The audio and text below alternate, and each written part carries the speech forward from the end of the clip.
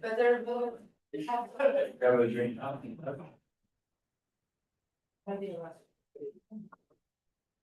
Side. I'm sure. If it's anything like that, like before, there's some things for me, yeah.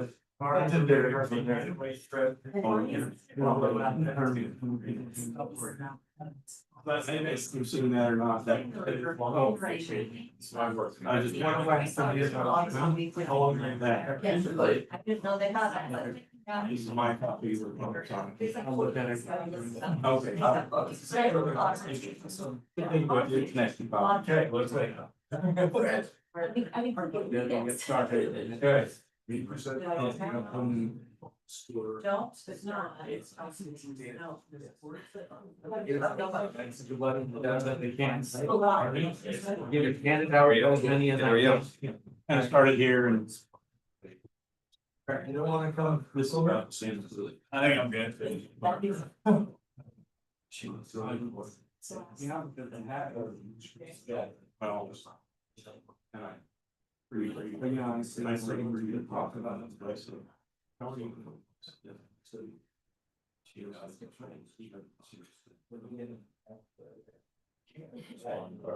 Thursday or something. It's hard to know.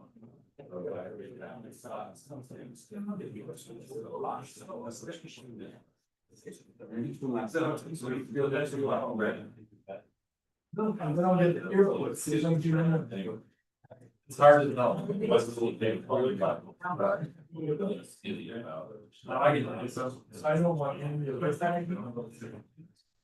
No, that's not. That's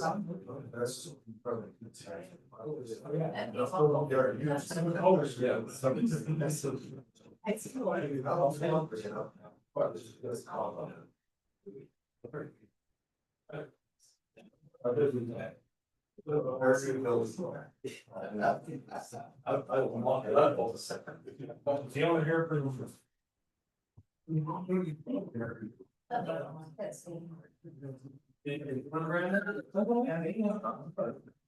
no coming. Oh, because I know.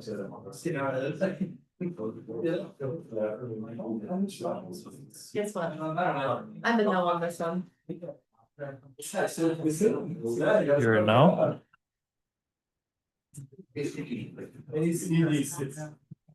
Do we have music playing before you know that?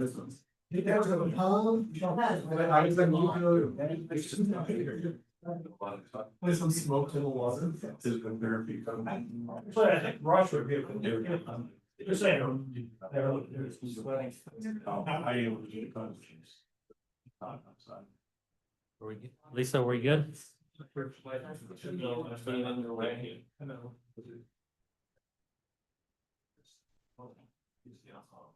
Okay. We'd like to welcome everyone to South Weber City Council this evening. We've been off for a little bit. We're good to be back and see everyone. Want to welcome you here at 6 p.m. on Tuesday, August the 26th, 2025.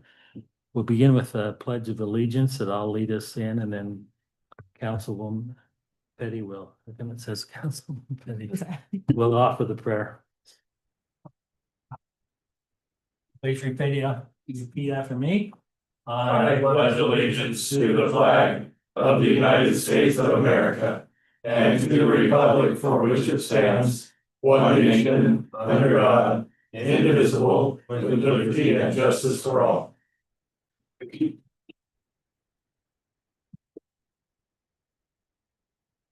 Our Father in heaven, we come before thee with gratitude for the many blessings that thou hast bestowed upon us, for this beautiful community and valley that we live in, for the wonderful moisture that we've received today. And we ask a blessing that thou will have us have open hearts and open minds and be able to make the best decision for our community. We're so grateful for our firemen and our sheriffs and all of our military, and ask a blessing upon them and their families.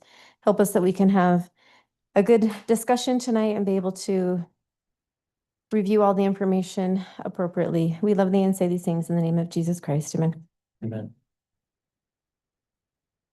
Thank you. Appreciate that. We'll begin with public comments. If you've got a comment you'd like to make, we'd ask you to come up to the microphone, state your name and the city in which you reside. You'll be allowed 3 minutes to speak. And please direct the entire council. And we'll turn that time over for public comments. Paul Sturm, South Weber City. My public comments and questions are for agenda items 7.8 with 7.8 water efficient landscape requirements. We're having a public hearing tonight and also voting on amending it. One of the key points in the intro, is the total area of lawn shall not exceed 35% of the front and side landscape areas on a lot. Rear and backyards will not be restricted. And this applies only to new single-family residential. Lawn shall be prohibited in park strips. Lawn shall be prohibited in landscape areas that are less than 8 feet in width at their narrowest point. And the total lawn area shall not exceed 35%. Front and side areas on the lot, rear or backyards are not restricted. The questions I have are, regarding the park strip prohibition, is that included in the 35% landscape restrictions or not? Note, this is important when considering the standard 25-foot setbacks for South Weber City homes. Number 2, as presented, this does not address corner lots where there are park strips on 2 sides. And number 3, bullet 2 is confusing as stated. It would be helpful to have a diagram of what this means. Section 1015.7. The thing that got me on this is the fact that it states no variance on 1015.7. The fact that this section states no variance could potentially preclude or restrict the development of some parcels due to development layout. It may impact zoning density and the development of affordable housing. If so, then this must be a consideration in all future development plans. And my question is the landscaping going to be the overarching principle for a development plan? And my second comment is on agenda item 14, and it has to do with street sweeping, and this is a little personal in one effect. Believe that Deer Run Drive should also be included as a priority area, since it's currently the longest South Weber City road in the city. Also, according to the road survey, it has low collection spots. Thank you. Thank you, Paul. Thank you, Paul.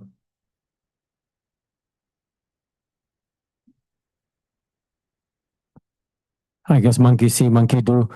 Michael Grant, 2622 Deer Run Drive. First of all, I want to say that Country Fair Days was a big success. I think everybody enjoyed it. Very well done.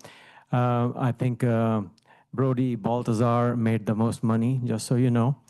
But I do want to point out something for next year. The water cisterns that we had over there, the orange colored ones. One of the kids I saw, a 9-year-old, opened the top of the container and stuck her greasy paws in it to grab a glass of water. And I asked her, why did you do that? She did not have an answer. So, because she was with me. So that's how I know.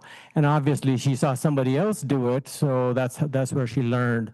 So in the future, unless we plan on refilling it, maybe we can tape it or at least placard it saying that do not open. Because then I could have taken her to task and told her, it says do not open. Why did you open the container? Thank you. Thank you, Michael. Okay, next item.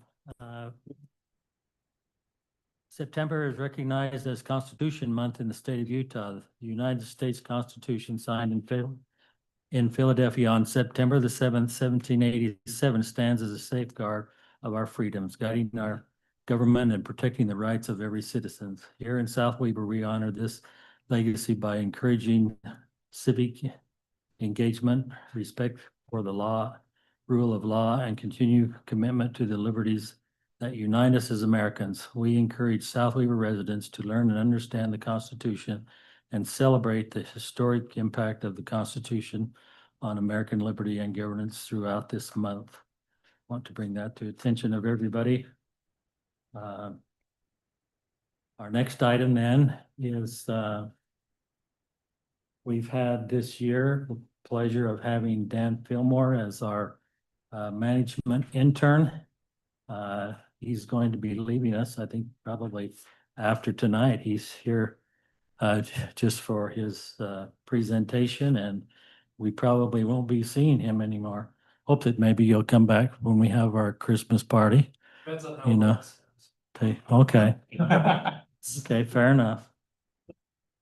But Dan has done an excellent job. We've really appreciated everything that he has put together for the city. And to end his internship, he's got a capstone project that he would like to present to us right now. So Dan, the floor is yours. Okay, thank you so much. Well, first of all, I'd like to just say thank you for the opportunity to be here working in South Weber. It's been an absolute pleasure. It's been a lot of fun to rub shoulders with all you, kind of get an idea of how the city works. And yeah, so it's gonna be kind of sad leaving, but hopefully I leave you guys with a good legacy. So, well, citycouncil.com said I needed to have some jokes at the beginning. So is this working? That's probably the, yeah. My first joke. They gave me a one that with no batteries. You can just go over, Lisa, if you want. There we go. So no presentation is good without some jokes. So here we go. It's official. The city council has approved the removal of all U-turns in town. There's no turning back now. Not bad. Okay, we'll try this one. What do you call a tall, dark, and handsome man who's interested in city management? David Larson. What's the difference between the recycling program and the intern? Some people actually like recycling. Okay. Now that we've broken the ice, moving right on. Can you just go for me? Yeah, just move ahead. Okay. So I've done a lot of projects for the city. This one, David asked me to choose myself. And so with his guidance, I was able to kind of just think of something that the city could improve. So for my project, I began looking into previous surveys that have been conducted in the city. And South Weber is thriving. As you guys can tell from this data that was pulled from a survey from 2023. From very poor, there's 0%, excellent, there's 31s, and then for 4 is 57%. So people in the city are very happy. They feel like it's a great place to live. So overall, great job. We're doing an awesome, awesome job. Can you go to the next slide? Thank you. So residents feel like South Weber is their home, but they feel like the city has yet to reflect a cultural identity or a unifying message. As you all can see, cultural opportunities is the lowest one, with 59% saying that there was a poor or fair amount of cultural opportunity in the city. The citizens of the city want something that shows what makes the city of South Weber unique and special. So, who are we as South Weber? What is our identity? Go to the next one. I've spoken with residents of the city and with members of this council about South Weber's identity and culture. Without any sort of prodding on my end, all have mentioned how South Weber is a small town that is tucked away from the hustle and bustle of the surrounding communities. Its unique geography makes it a very special place. In the past, the phrase country comfort, city convenience was used in certain instances to portray the city's identity as a small town tucked away from larger cities. However, this phrase has not withstood the test of time, meaning that it has not been used in a long time or in any official documents. My recommendation is that we introduce a new slogan that encapsulates the small town feel of the city that's tucked away from the larger community. Go to the next one. The new slogan is the hidden gem. The slogan is a simple phrase that expresses what residents already feel and have vocalized and emphasizes the uniqueness of the city. I recommend that we introduce this slogan as an official city slogan and begin to incorporate it into our documents, city memorabilia, and our website. Go to the next slide. When the city decides to move its city center to a new location, and hopefully when we can get a city center park along with it, I would recommend that the city theme or the park theme would be all about how South Weber is the quote hidden gem. And as you can all see here, it could look something like this, hidden gem of the Wasatch Front. It could have a trail going around the park with different areas talking about the unique geography and the hidden nature of its uniqueness in comparison to other neighbors. You can go on to the next one. Something that I recommend that at the beginning of the park, we have a plaque or a boulder that says the following. At the mouth of the Weber Canyon, the Weber River rushes into the valley. Over years of erosion, the river has carved out a mini valley on the Wasatch Front. Nestled in a narrow strip of land between the South Bluff and the Weber River is the, quote, hidden gem of the Wasatch Front, South Weber City. With the bluff to the south, the river to the north, and the mountains to the east, the valley is tucked away from the surrounding urban sprawl. This geography limits rapid expansion, preserving its small town heritage. While South Weber enjoys a serene small town environment perfect for families, it's just moments away from its big city amenities of its neighbors. Residents and visitors experience the best of both worlds, easy access to dining, shopping, arts, and employment opportunities, yet always returning to a peaceful community where neighbors know your name. But the focus on family heritage and heart, combined with its unique geography, South Weber truly is the hidden gem of the Wasatch Front. As we incorporate the slogan and promote South Weber as the hidden gem, our residents will feel a greater sense of cultural identity and a clear cultural unifying message. So with that, I leave it in your capable hands. My recommendation obviously is to do something with the hidden gem, and we can play on that kind of an idea that South Weber really is a hidden gem.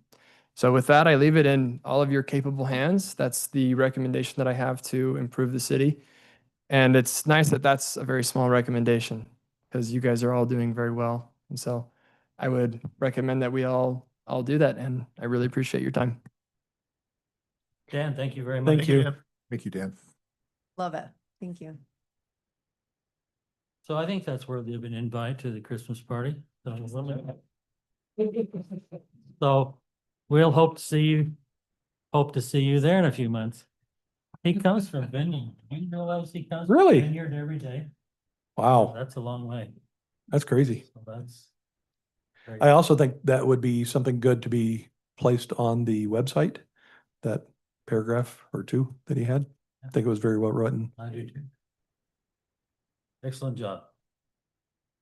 Okay, consent agenda. We need to approve June 24, 2025 minutes, July 8th, 2025 minutes, July's checks, and June's budget to actual.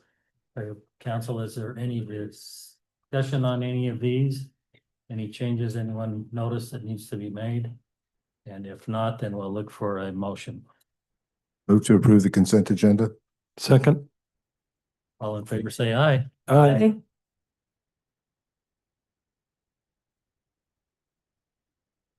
Joel seconded it. Wayne, a second. Mhm. Next item is a public hearing. We would look for a motion to open the public hearing for the water efficient landscaping requirements. So moved. Second. All in favor, say aye. Aye. Jeremy. Yeah. Right here. Oh. I need to talk like this. Is that better? No, Right. okay. Okay, public hearing is open. Anyone have any comments? Seeing none, we'll ask for a motion to close the public hearing. So moved. Second. In favor, say aye. Aye. Okay, any discussion on this item? Not ordinance 2025-14, amending Title 10, Chapter 15, Water Efficiency Efficient Landscape Requirements. Any discussion from the council on this? I have a question. So on page 84 of the packet, and it is actually the point that Paul brought up, so thank you, Paul. Lawns shall be prohibited in park strips going forward in new residential developments. What was the reasoning on this coming from the code committee? This was mainly from the water basin. This was nothing that we added on. This is just to align us with the water basin so that citizens could qualify for the rebates and everything. Right. Yeah, I get that it originated from there. I don't love that, to be honest. I And agree. I feel like that's just too much. So, What's too much again? The park strip? Okay. requiring that there's no lawn.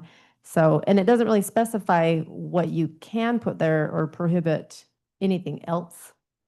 It just says don't put lawn there. So I think that kind of opens us up, a little ambiguous. So I don't love that. Discussion on, is there any way for us to amend this and still be in compliance to allow our residents to take advantage? Lance? Lance, I don't know. I don't think so. When I talked to Weber Basin about it, they want these to be met. They have some flexibility and I actually kind of pushed them on to get what we have here based on the planning commission comments and concerns I related to them. And they might take a look at some things as an option, but I can't say for sure that they would allow us to stay in if we drop something. That's kind of significant. That's a big water waster, I think, but we can verify. Yeah, I recognize, I see where they're coming from on that. I just hate to have them make that be our standard and not have enough clear definition, especially like where Paul said, we do have the corner lots, that makes a difference. So I don't feel like I can say yes as is with section F. I just wanted to follow up, not necessarily with the point Councilwoman Petty's bringing up, but it does say in our packet that whatever we adopt here, and I think this is out of order, says whatever we adopt is still under review, it's still subject to review by Weber Basin. Shouldn't we give our best draft or final draft forward, have Weber Basin review that, and then if they give us a thumbs up, then it be brought back to the council for our adoption? To me, I think it's out of step, because if we adopt this, and they say, yeah, we don't like it, now we're back to, do we want to consider changing it or holding it? I'm like, I don't know if I follow that process. So to me, it's like, what's our best foot going forward? Is it? Have Weber Basin give us a letter of acknowledgement, and then we can consider the changes after tonight's discussion. We can do that.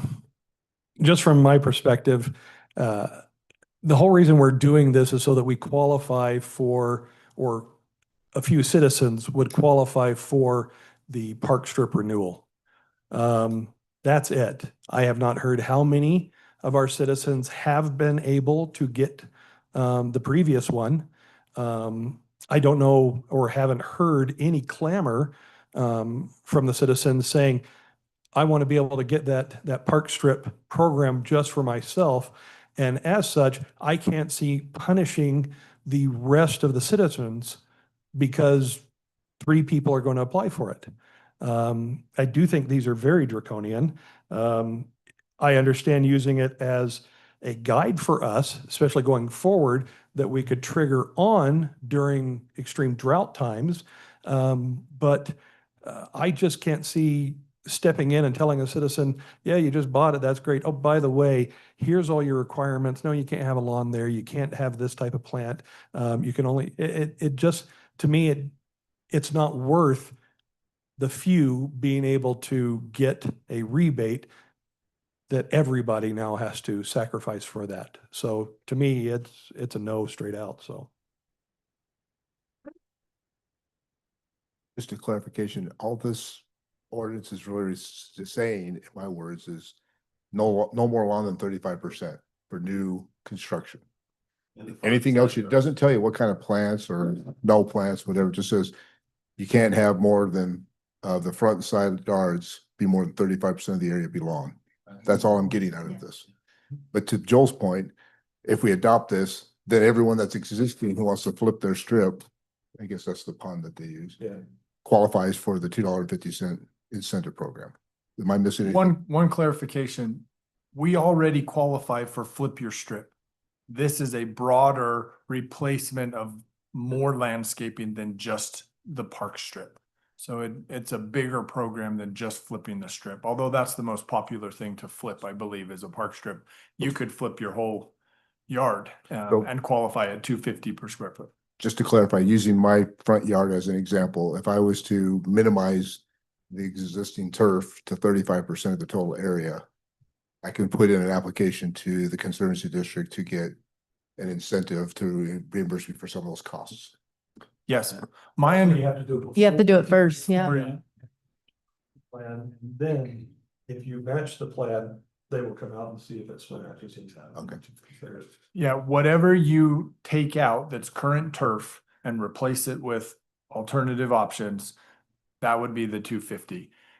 My understanding is that the 35% is just for new construction. It's not, if you change something, you have to get down to 35%.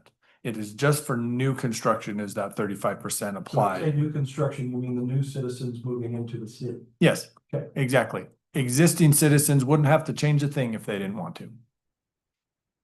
We'd just be restricting the new ones. Yeah. Yes.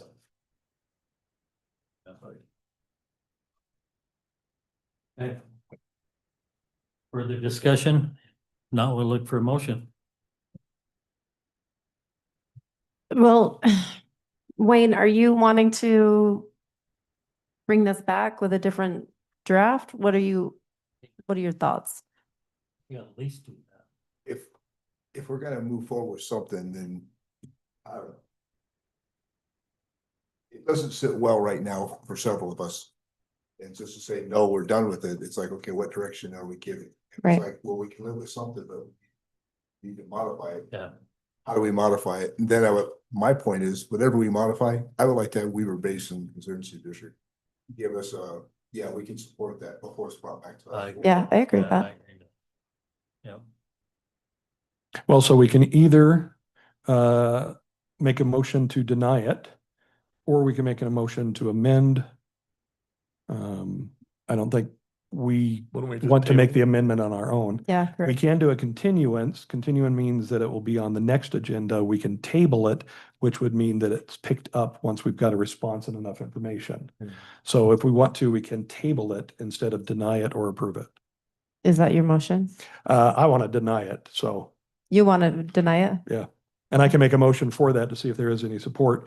Mr. Mayor, I move to deny ordinance 2025-14, amending Title 10, Chapter 15, Water Efficient Landscape Requirements.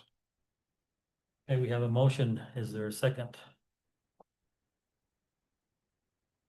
Then it dies. Then I can make, oh, sorry, do you want to make the amendment? No. Okay.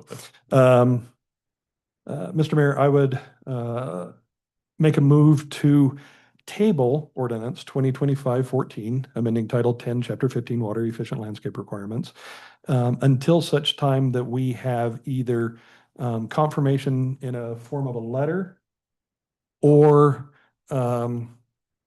some form of like that will come from Weber Basin saying that this would qualify, not that it might. This specific program or excuse me, this, Whatever we come Yeah. up with. our new Ordinance. addition Yeah. or revision, excuse me. Yeah, the new Okay. ordinance. Could I suggest that the motion be just written confirmation back from the water basin? Are you concerned that it be a formal letter and not an email or something like that?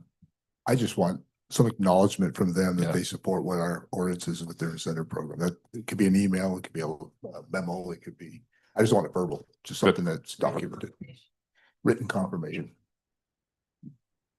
Now, I So- can second that motion, but I kind of want to hear it needs more in regards to, are we going to have staff make any adjustments, amendments, or changes to this based upon comments brought up today.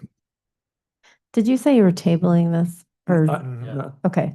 Well, yeah, I was going to table it That was the until we motion had to that. table? We can do an amendment instead in which we make the changes that you requested and verify that they will be approved or communicated approved through Weaver Basin. Table the ordinance until such time the city receives written confirmation from Weaver Basin stating their approval on this ordinance, and then Councilman Windsor seconded the motion. You've got a motion on the table, right? He didn't second it. He said I could second it. Yeah. Second, it was Yeah. changes to the ordinances.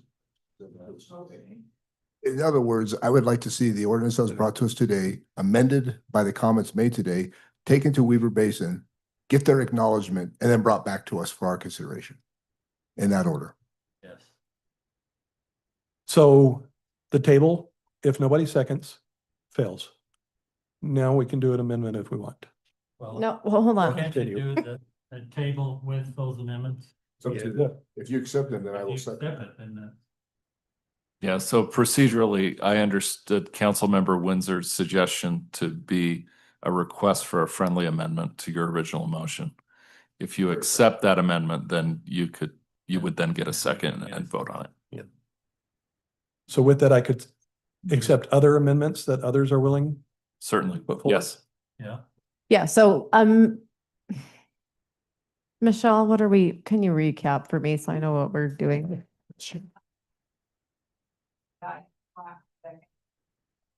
Table it, which was denied due to lack of second, so now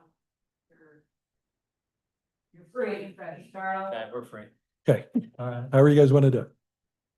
See, this is why I don't get involved. You just signed up for 4 more years, Joel. Yeah. May I ask a question? What are the specific changes you'd like to see in the ordinance? That's the point. What are the changes we want to see? We haven't really got to that. The only thing that I heard brought up was that there was a dislike for the no lawn in the park strip. No long in the park strip, and it's not clear enough as to what is allowed. I feel like we are pretty specific on what's allowed and what's not allowed in most of our code. We've gone over it pretty thoroughly. I feel like this kind of takes us a step in the wrong direction as far as that goes. So if it were me, I would rather just revisit allowed uses right here. But I would not say that lawns shall be prohibited in the park strip. Help me understand the logic behind that. I'm not following. I will tell you that I know that there are people that are like, cool, I'm gonna grow corn in my mow strip. And then you have corn growing in there, which is fine until, whatever, but So it's the aesthetics or the appearance, the frontage, the road frontage. yeah, you could let your weeds grow 8,000 feet tall and say it's not lawn. We got another ordinance that keeps the weeds from. You do you understand what I'm saying though? We're not prohibiting it. That's their xeriscape. They could claim that xeriscape. So I just feel like we need more clarification. So if it was me, I'd rather maybe, Incorporate the lawn in the park strip as part of the 35%. With that, you can have lawn in the park strip, but it's incorporated in the total 35. yes, you could do that. I think the 35 is way too low. But I- For front Okay, and so sides. there's Yeah. the discussion Yeah. points right there. Yeah. You're saying sod in there, and I'm saying, well, let's include the sod with the total acreage. What's that number? 35, 45%? That's the feedback I think staff's looking for. That's why I'm thinking we maybe just need to take it back to code committee. We can. Well, you can, but they're probably looking for our input, and So what would you suggest, Joel, is 45% or 50% or? I would suggest that none of these be added. I think our current right now, is it around 35%, Lance? Or is it 50? 45%. 45%. So right now it's 45% lawn that you can have in your own yard on both the sides and the whole front. Oh, sorry, 40. Ooh, 40 even. So, that right there, it only goes down another 5, but yeah, it's still, I'm back to denying this. yeah. I also, I'm not a fan of prohibiting, and it's just one of the things that they can do on covenants for areas and HOAs, where you can't even have uniform plant material requiring overhead spray irrigation in other areas. So now you're making them all go with a drip system. Can be effective, not always effective here where we've got so much of the sand. So to me, I see just a number of things that I don't even know where to get 150 mesh. But at least it's lower than the other one, so for drip irrigation, but.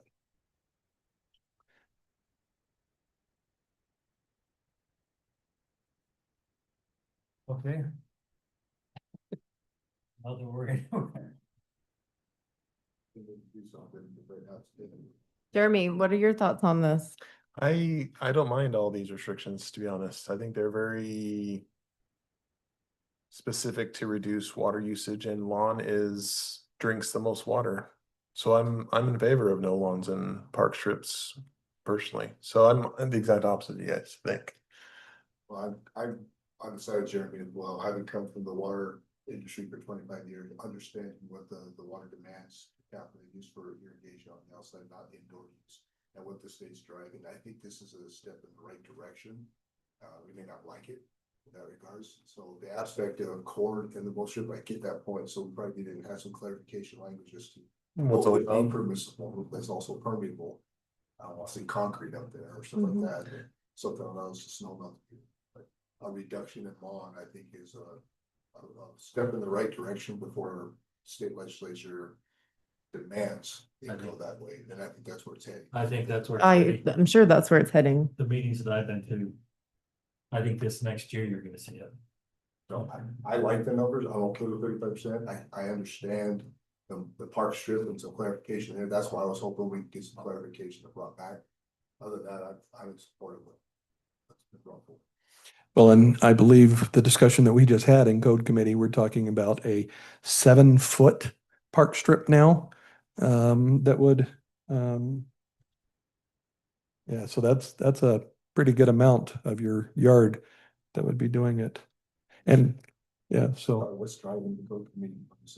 It's already there. Yeah. That came up when I was on the code committee, and the purpose that I recall that we approved that change was to, oh shoot, what was it? It was to Brandon, do you want to tell us again what you told me just before the meeting?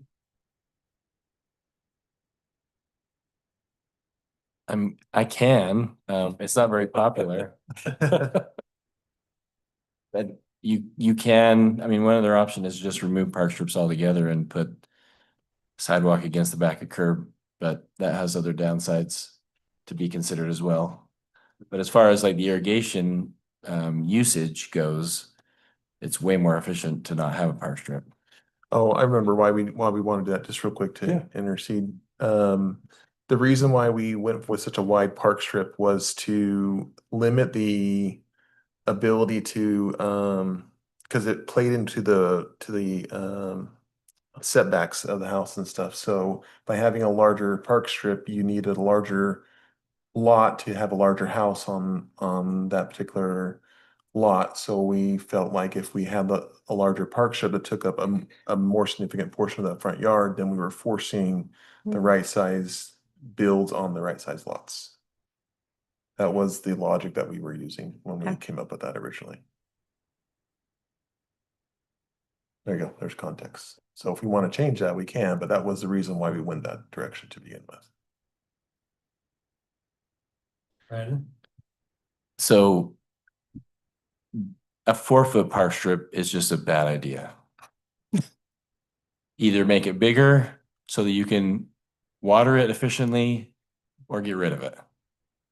That's just my opinion. It has nothing to do with the snow removal from the roads and having a place for it to infiltrate or percolate into the ground. Yeah, the park strip has other uses, but if we're just simply strictly talking about secondary water use, that's all I'm saying is if you look at it through that narrow lens, you put the sidewalk against the back of curb, and there's no park strip, and then you water, lawn on the inside, or you make a park strip big enough that you can water it efficiently with It just means it's larger. Or you reduce the park strip down to 4 feet, but you don't allow Or, lawn in yes, there. right, So you could- have to irrigate it all and just put a drip system in for whatever vegetation or you put. in. Yes, yes, I but mean, if you're that's the gonna whole allow thing. grass, Yeah, 4 foot is a bad size.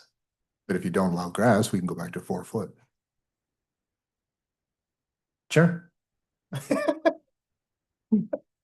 a great answer. I like that. That was fantastic. Yep. Thanks, Brendan. Lance, another question. You said right now the percentage is 40 to apply for it. No, that's our current code. That's what our current code is, right? But it's moving it to 35. So is there anything in law today that stops anybody from doing 35 or 25 if they wanted to? So, You could reduce the amount of. I mean, this is, Yeah. would be the maximum. You can certainly do less lawn if you want. so in other words, as long as somebody is so inclined and they wanted to reduce that even down to 10%, we don't have anything currently in the law to stop them. What we're talking about now is enforcing it on other people. Because they could already do it right now if they wanted to, correct? They could, They but could, right, they just want right now, to- they're not eligible for the rebate can't because the get city Right. hasn't done the same. Right. And we still don't know how many people actually applied for that, right? Last 2-3 years. So, because the only thing I've heard from it is that it doesn't recoup the amount of the cost of doing it. So, Well, that's not a 1-to-1 for sure. It's only like Yeah. 250, what, 250 a square foot or something like that. Yeah. So it's something, I don't think, I mean, I think that's just like a cherry on top more than anything else instead of significant. well, and that's what I'm cost. saying though, is if citizens want to reduce the amount of lawn in their yard, you could do that willingly right now, without having to pass a law requiring you to do it. But- So that's all I'm trying to say is that, Right. so instead, we're going to require it. Now, if the state comes through and does it, that's a whole different story. The state will require it. But if they do, and we've passed this, we're probably going to have to change the whole ordinance again, to match what they want. So I'm just still throwing it out there. This has got no business affecting every citizen in the city for what could be 2 or 3 people. Well, it's not affecting everybody. It's affecting anybody who's building new going forward. But I Okay, understand your yeah. point. I understand your point. I will So the only retract per- that part. So the only thing I'm understanding and I follow the logic would be it's required of the city to have it in an ordinance in order for those who want to seek the incentive to get the incentive. So it's kind of like we were basing, I don't want to use that word, but they're kind of using that leverage. Hey, if you want this money, you've got to do this, but there's nothing really driving us. Correct. That's the reason for the original change and now this one as well. The trigger for this was, do we want to be eligible for that Right. rebate program? Right. Mayor, I'd like to make a Well- motion. I move to deny ordinance 2025-14, amending Title 10, Chapter 15, water landscape requirements as written and submitted to the council on this date. I second. Okay, we have a motion and a second. We'll do a roll call vote, starting with Councilwoman Petty. Aye. Aye. Aye. Unanimous, motion carries. So the meaning behind that is if we get some different language and brought back, I might consider it, but as it's written right now, I don't like it. So just to clarify, would you like us to continue and explore the options and come back and with code committee at least? I would be open to it. I would say there's at least 3 I wouldn't, but at least 2 maybe. That would. I would. Okay. But I would. I think from my perspective, Lance, it's you kind of see where the council members that are here kind of land. If you want to redraft something and run it by Weber Basin and see if they have any significant pushback, then maybe if they don't, then maybe there's some play there. That's how I would interpret it. Yeah, I would see if there's any play at all, I know. because if Weaver Basin says no, this is, then it's dead, yeah. So is there, Yeah, there were at least 3 council members that wanted direction for staff to communicate with Weber Basin on Yeah. potential options. Yep. Okay, next item, another public hearing. We'll look for a motion to. Mayor, I make a motion, we open a public hearing for rezone application requirements. Favor, say aye. Aye. I made the motion. I second. I did. Do we all sound similar? Joel. Joel Dills. Joel Dills. Thank you. It's. Okay, public hearing is open. Anyone have any comments on this rezone application? Seeing none, Mayor, I make a motion to close the public hearing. Joel Dills seconds that. all in favor, say aye. Aye. Okay, ordinance 25-15, amending title 10, chapter 2, section 7, rezoning application requirements. Any discussion here? Can I just say, I don't fully understand the need for this. Like, I understand personal preference here, but I'm having a hard time understanding why we'd want to do this, because there's nothing about this that forces the builder to follow through with the draft that they're showing us. So it seems like it's a waste of time in my view. Am I missing something? Actually, it does require that. They have to have that submitted to us, so then we can see exactly what they're doing. They can make small changes that it said inside there, but didn't really define that enough. It would allow us to make that vote with that knowledge. And that's it. It's just, if they do change it later on, or if they want to enter into a development agreement, any of those kind of things, we could use, but it requires them to at least bring that forward, so we know, okay, this is completely different than what is matching the general plan and what we believed you were going to do. I just want to clarify, I think you answered my question right there. These are zone changes to change the zone that's not going to be consistent with the projected general plan zoning. So for an example, would be if it's agricultural and it's projected to go residential about it, they come back and want to make it some higher density or commercial, then this would be, hey, give us a development plan as to what your concept is. But if someone's coming from an agriculture to residential moderate and it's projected to be residential moderate, they don't have to submit anything. Okay. We can make it. It does. I'm reading it as, It's all rezones. It's all results. See, Yeah. that's, Page 97, C1, or C1, all applications for zoning amendment shall be accompanied. what I appreciate about this, Jeremy, is I feel like there have been several times we've had people come forward with a rezone, and the way it's presented is not at all how it actually comes to fruition. So you're It- making your decision based on what they tell you in the meeting, and then they give you something that's completely different. Right, and then you go, I would not have said yes to this that you just presented, but I did before. But is So- that a problem of this process, or is that a problem of our code is insufficient to force something that we really like? I think it's more process. I've had a lot of people talk about the process. Yeah.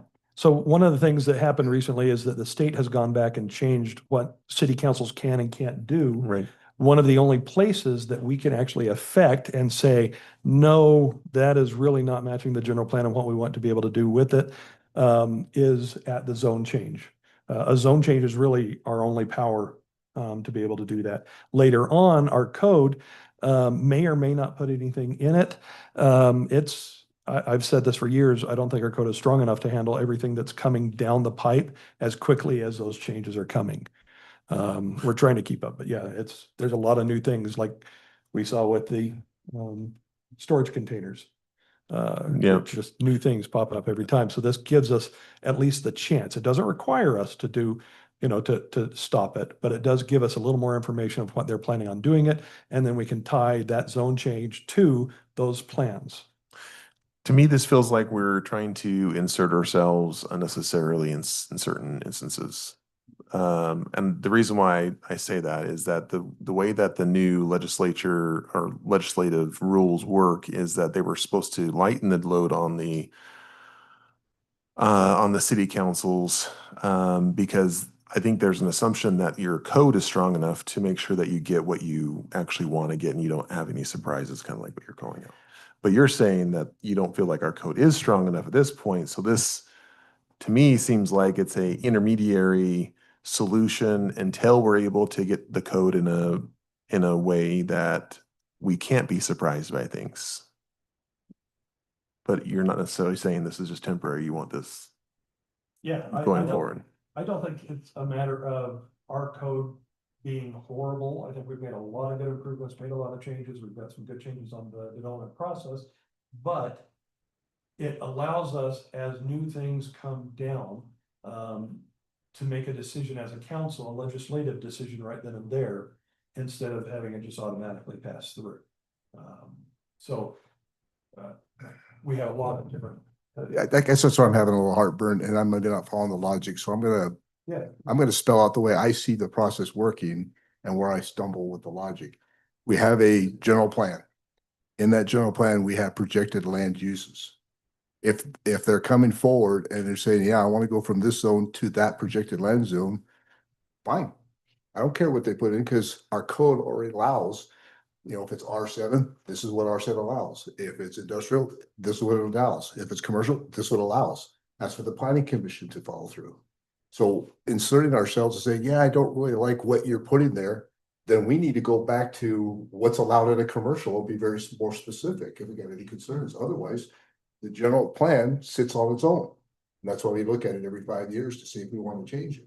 I don't understand why we need to know exactly what these developers want to put in if it's following our general plan. Well, number one, the general plan doesn't talk about anything other than what zone it's going to be. Now, the code behind it is what you're assuming is going to protect. And right now it doesn't. Okay. We went through all that and put all that map in there, tells you everything that commercial highway, all those things we went through. I know you guys did, and I appreciate all the work that you did on it. So if you disagree with it, that's easy, just disagree. But yeah, you're giving away the only way we have to be able to look at that project and say, this works for South Weber, the neighbors around it, and the code that we have or don't have. It just makes it a legislative decision, that's all, which means we all still get the same vote. We all still get to put our input into it or say no input. But the general plan says in broad terms, make it fit with the surrounding neighborhood. What does that mean? How does that work? Or if we're going to get ourselves legally in trouble, this is a lawyer type question. If our code says this is what's allowed in commercial and commercial highways, the general plan says, yes, that zone can change to commercial highway. And they put together a development plan and we say, no, we don't like that particular use, even though it's following our code. I don't think we have the right to say that. Actually, I don't we can think have the lawyer speak specifically on it, but there are a number of cities that do it, and this is one of the things that they've done. So, but I'm just saying that it is legal. But yeah. I mean, it seems kind of. Yeah. Jamie, can you give us some guidance now? The short answer is you're walking the line, and it's a fine line. And I think what Joel is suggesting is accurate, that other cities have done it and it has worked. I'm not aware of it having been challenged, and I think there's a question of if it is challenged, will it hold up? There's a provision in LUDMA that prohibits cities from requiring a development agreement for development as a precondition to development. And I think one way you could read this creatively and challenge it would be to say, this is essentially requiring a development agreement or the full development to be defined before you apply a zone change. I don't think that challenge would be successful in all circumstances. So I in my mind, you really are right on that line of what's allowed and what's not. You don't, as a practical matter, you don't have a lot of property in the city that is undeveloped and yet to be zoned.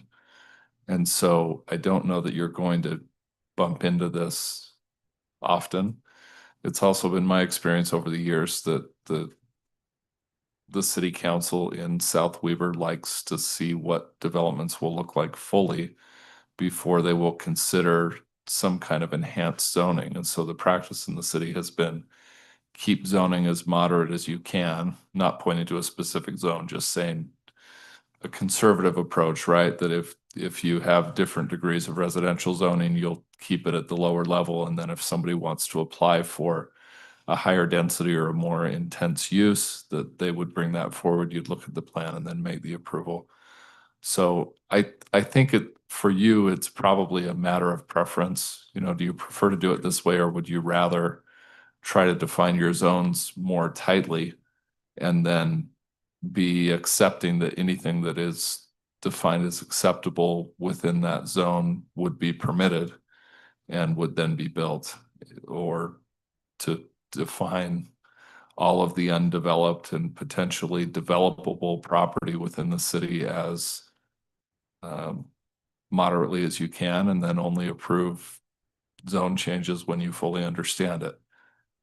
The ordinance you're putting forward, Councilmember Dills, would accomplish that in that latter way.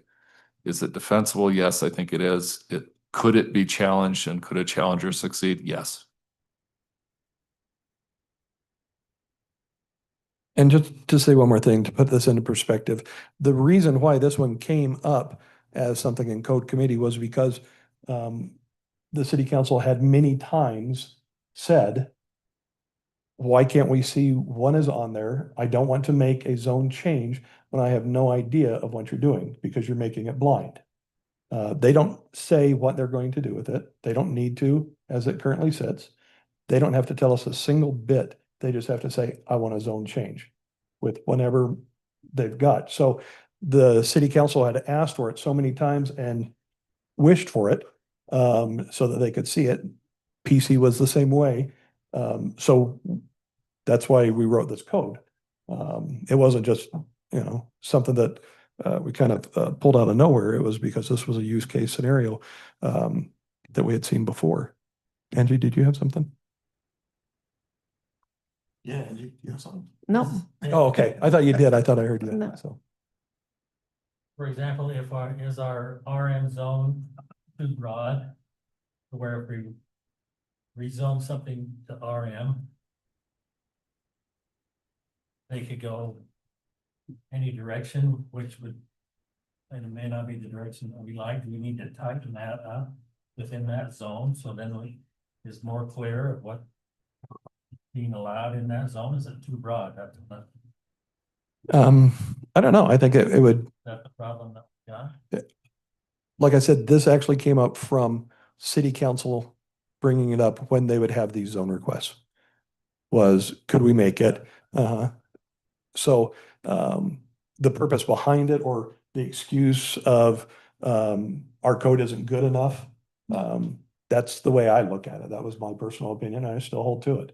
Right now, we could put a hotel right there on the corner of 2100 and South Weber Drive. So there are things in it that, while look good on the surface, it gives us the ability, not the requirement. Again, this gives us the ability to be able to look at it and say, okay, I see what you're doing now and I don't agree with that, as opposed to just a blanket, I'm changing this to R5. That's all. That's all it's intent to do. But Just to clarify then, the intent, not trying to be an advocate for developers, but I don't want to scare developers off if it's going to be a huge expense just to come forward and have to create those plans. What I read in the ordinance was to minimize the expense, not go through full engineering or architecture. right. This is a basic concept. Yep. So if we approve based on that basic concept, are they beholden to that, or is there some, as it gets to be engineered and now truth hits the paper, something's going to change? And now they're required to come back here and say, hey, this is a little bit different. And we don't want to be held accountable by the council to say, hey, you're doing a bait and switch.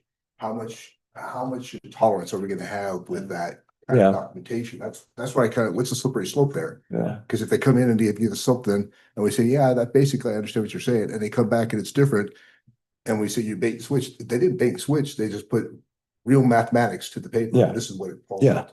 What's your feelings on that? Well, and I thought we put something inside there that talks about the difference of a small change versus a large change. So for example, if they go from one building to suddenly 5 different buildings, is that a small change or a significant change? And I think that's kind of the definition we still need to work on a little bit more is what is considered, and this is across everything that we've got, what is considered a significant change that it would have to come back either to the PC for any of the things that we've got, or for a development agreement, or for code, where it specifically offers something like this, where it says, we're going to have this concept plan presented, and that is the idea of what we're going off of. I agree, and we didn't want to make it an additional cost or burden, but we did want to make it so that they know what they're building. They already do. Yeah, they more often than not, they've already got plans of the individual houses and an idea of what they're going to do, because they're going to look at the entire structure of it and how it's going to cost and how many lots they're going to be able to get when they're penciling the whole thing together. And that's all we're looking for, is just that initial idea. Thanks, Councilman Dills. I appreciate that for the Yeah. explanation. Okay. Let's make a motion on this.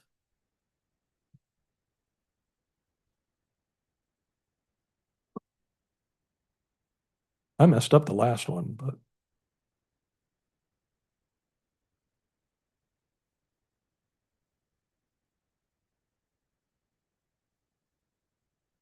would you like to hear? Mayor, can I ask a question Sure. really quickly of council, Jamie? Councilman Windsor made a comment about it being a slippery slope. And at first I was really excited for this because I really would appreciate having an idea, a concept. But I do see the point that if it fits our zone, it fits our zone, and we have other requirements for it. So on section F, let me go back, section E, we talk about zoning reversion and then minor modifications. So we're kind of spelling out some things that we are allowing, or are these things we're going to get challenged on? Because I'm thinking like this minor modifications, we have it, we have it sort of spelled out here, but we say that they can change the building up to 10 feet, realign utilities that don't affect that. But I guess what I'm saying is I'm nervous about this now. I'm nervous about it. Section F. So Jamie, you went through all of these, right? As part of code committee, you were part of that. Correct, yes. Okay. I guess I don't know what I'm saying, except for now I'm hesitating on it.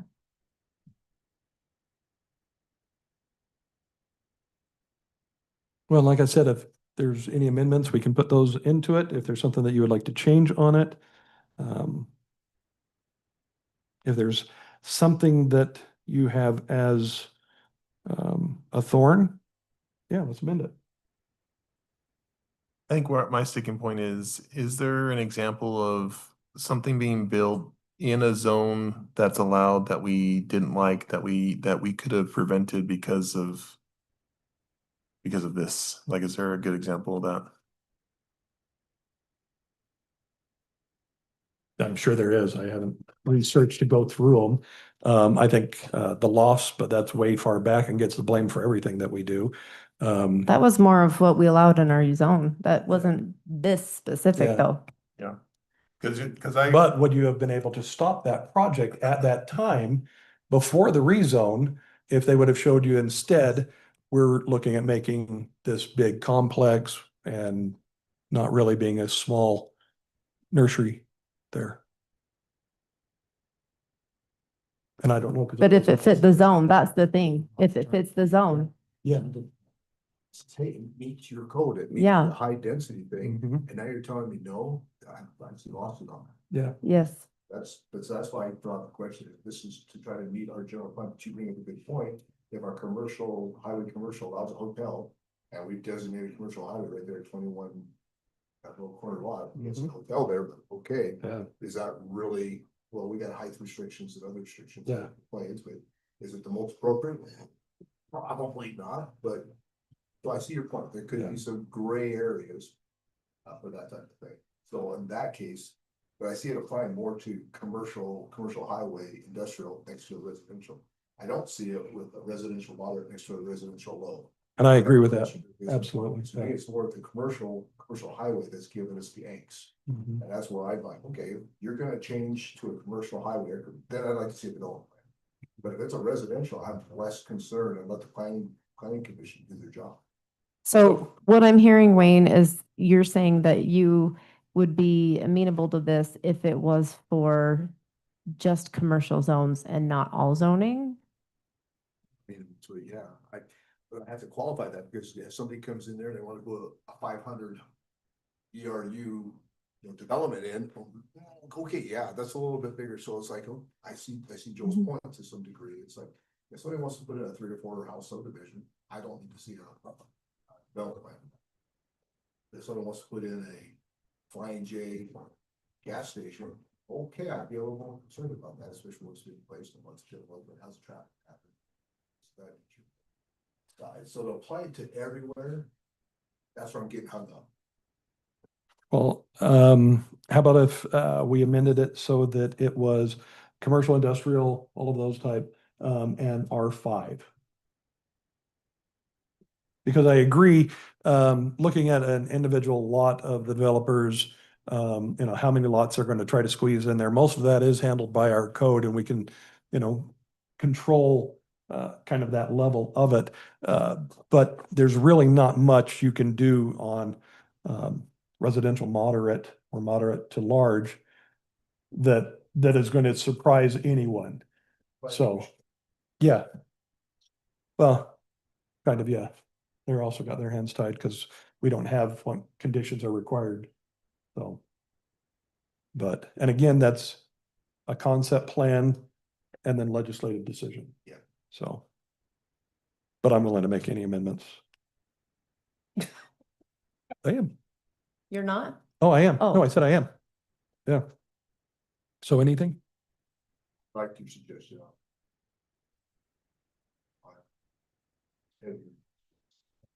Or open to want to get legislative body. Yeah, if it so changes. I agree with that. Yeah. I want more of that. I can live with that. Am I gonna have to do this one So too? who's making the motion? Joel, Joel Dills is making a motion. Joel Dills, councilman. So I would move, Mr. Mayor, I would move to approve ordinance 2025-15, amending Title 10, Chapter 2, Section 7, rezoning application requirements with the following amendments. That it go and apply only to residential R5, commercial highway, industrial, zone change applications. Jeremy Davis seconded. Okay, we have a motion and a second by Jeremy. Angie? I just We got- I just want to know if we missed any commercial zoning. If that's all of our zoning. I can't think of any. Can you restate the zonings to which it would apply? No, honestly, I can't. I think I said R5. Or R5, R5. commercial highway, industrial. Okay. Okay. I would, yes, I would like. All to see that. commercial, all industrial. Yeah. Yeah. Now. Site lights, but the mineral extraction zone, whatever that's called. What? Well, whenever it's, how about we do it, let's do it this way. How about we exclude agricultural, residential, Low, yes, all residentials except R5. There you go. better stated. There you go. Okay. I hope you wrote all of that down because I'm using that in my amendment. Do I have to re-second that adjustment? You accept that? I accept that. Okay. So good. He did, and I would. Accept R5. Yep. Do a roll call vote, starting with Councilman Windsor. Yes. Aye. Aye. Okay, motion carries. One more public hearing. Look for a motion to open the public hearing. Mayor, make a motion to open a public hearing. I second it. Joel Dills. Oh, we need resolution number 11. That's why I didn't second it. We did that.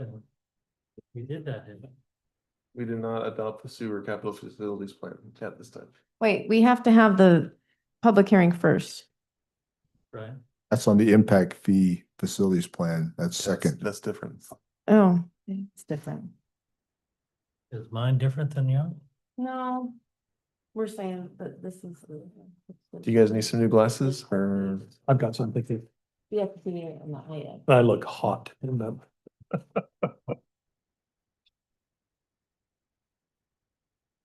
Getting a little punchy. It's getting late. It's 7 o'clock. So late. So we're on number 11, right? Yeah. Yes, sir. Oh, yeah, there isn't. I'm hot. Is there? Yeah, you've got the air conditioner control. Okay, resolution 2025, adopting the sewer capital facilities plan. Any discussion on this item? I'd like to have some comments if I could. They're not any general corrections or anything. I appreciate the work that staff have put into the update to these sewer capital facilities plan. I would, I don't want to use the word admonish, but I would ask staff to keep in mind that the state legislature gave us a difficulty in projecting sewer usage or sewer flows in the future because of the auxiliary dwelling units, which actually increases the potential ERUs per home. So what you're estimating as an ERU right now is 1 could become a 1.5 or a 2 if that home was to rent out its basement. How you calculate that in the model is very, very difficult. I don't know if you can, but I do believe there's a variance factor that's involved.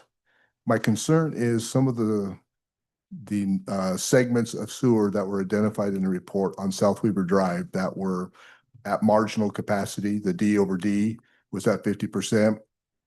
And there's not a whole lot of additional ERUs on the east end that could increase that volume.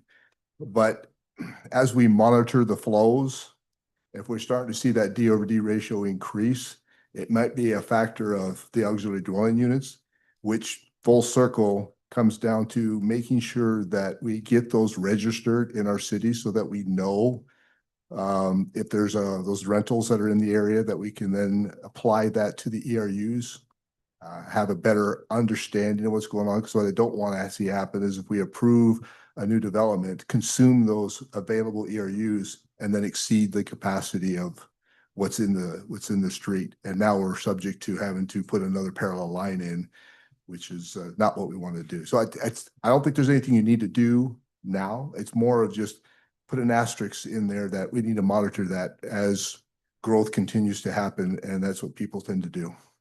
Other than that, I didn't have anything else, but I think it was a well-written document. He actually took my comment exactly, so almost verbatim. Can I say, I could have sworn that we had a restriction on number of EDUs based on recent code updates. Is that not accurate? Yes, we limit it based on lot size, and you can only have one, either an internal accessory dwelling unit or an external detached accessory dwelling unit, but not both. Did we have any statistics on how many EDUs would actually be allowed in our current setup? I thought we looked at that at one point. I could have sworn that we had Yeah. some kind of numbers to look, because I say that to try to address your concern, because I think it's valid for sure. That's what I was thinking of too. But I could have sworn that we had good restrictions on that, so we didn't over allocate ourselves. Does that sound familiar to everybody else? Sounds familiar to me too, but wait for the next legislative session. And we'll see. The other thing I was just going to add to that is, do we have areas that we would consider built out? that our gravity sewer systems are built out. We can't add any more ERUs. Has that been identified, or could that be identified through the model so that we know when planning or going forward, there are some restrictions?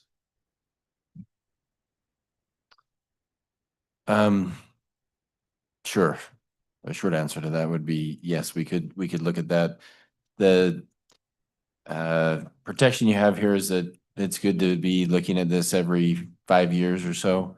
And so we continue to monitor the sewer flows and see where we're at, especially in those areas. The report, clearly states that this is something that needs to continue to be monitored, and that's why we pointed it out, because it is kind of on the edge, but it's on the edge of recommendations. So don't overplay that, in that to think that all of a sudden we've got catastrophic failure. It isn't that.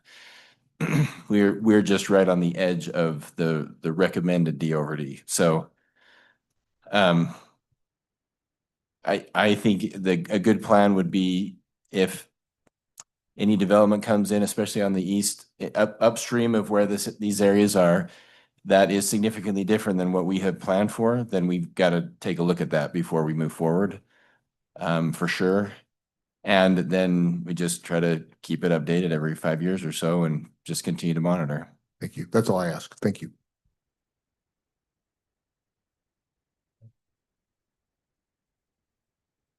Anything else? I'll make the motion to approve resolution 2525 adopting the sewer capital facilities plan as submitted. Jeremy Davis, second. Second by Jeremy. Start with Councilman or Councilwoman Petty. Aye. Aye. Aye. Aye. Okay, motion carried. Thank you. This agenda definitely is different than this agenda. Oh, yeah. Now we'll have our last public hearing. I'd like to have a motion to open the public. Mayor, I make a motion, we open public hearing for sewer impact fee analysis. Joel Dill Facilities seconds that. plan. Seconded by Councilman Dills. All in favor, say aye. Aye. Hey, public hearing is open. Anyone have any comments? Seeing no comments, would someone like to close the public hearing? Make a motion to close public hearing. Seconded, Jeremy. Jeremy Davis. All in favor, say aye. Aye. Okay, ordinance 2025-16, adopting the sewer capital facility plan and impact fee facility plan. Any discussion, further discussion on this? If not, we'll look for a motion.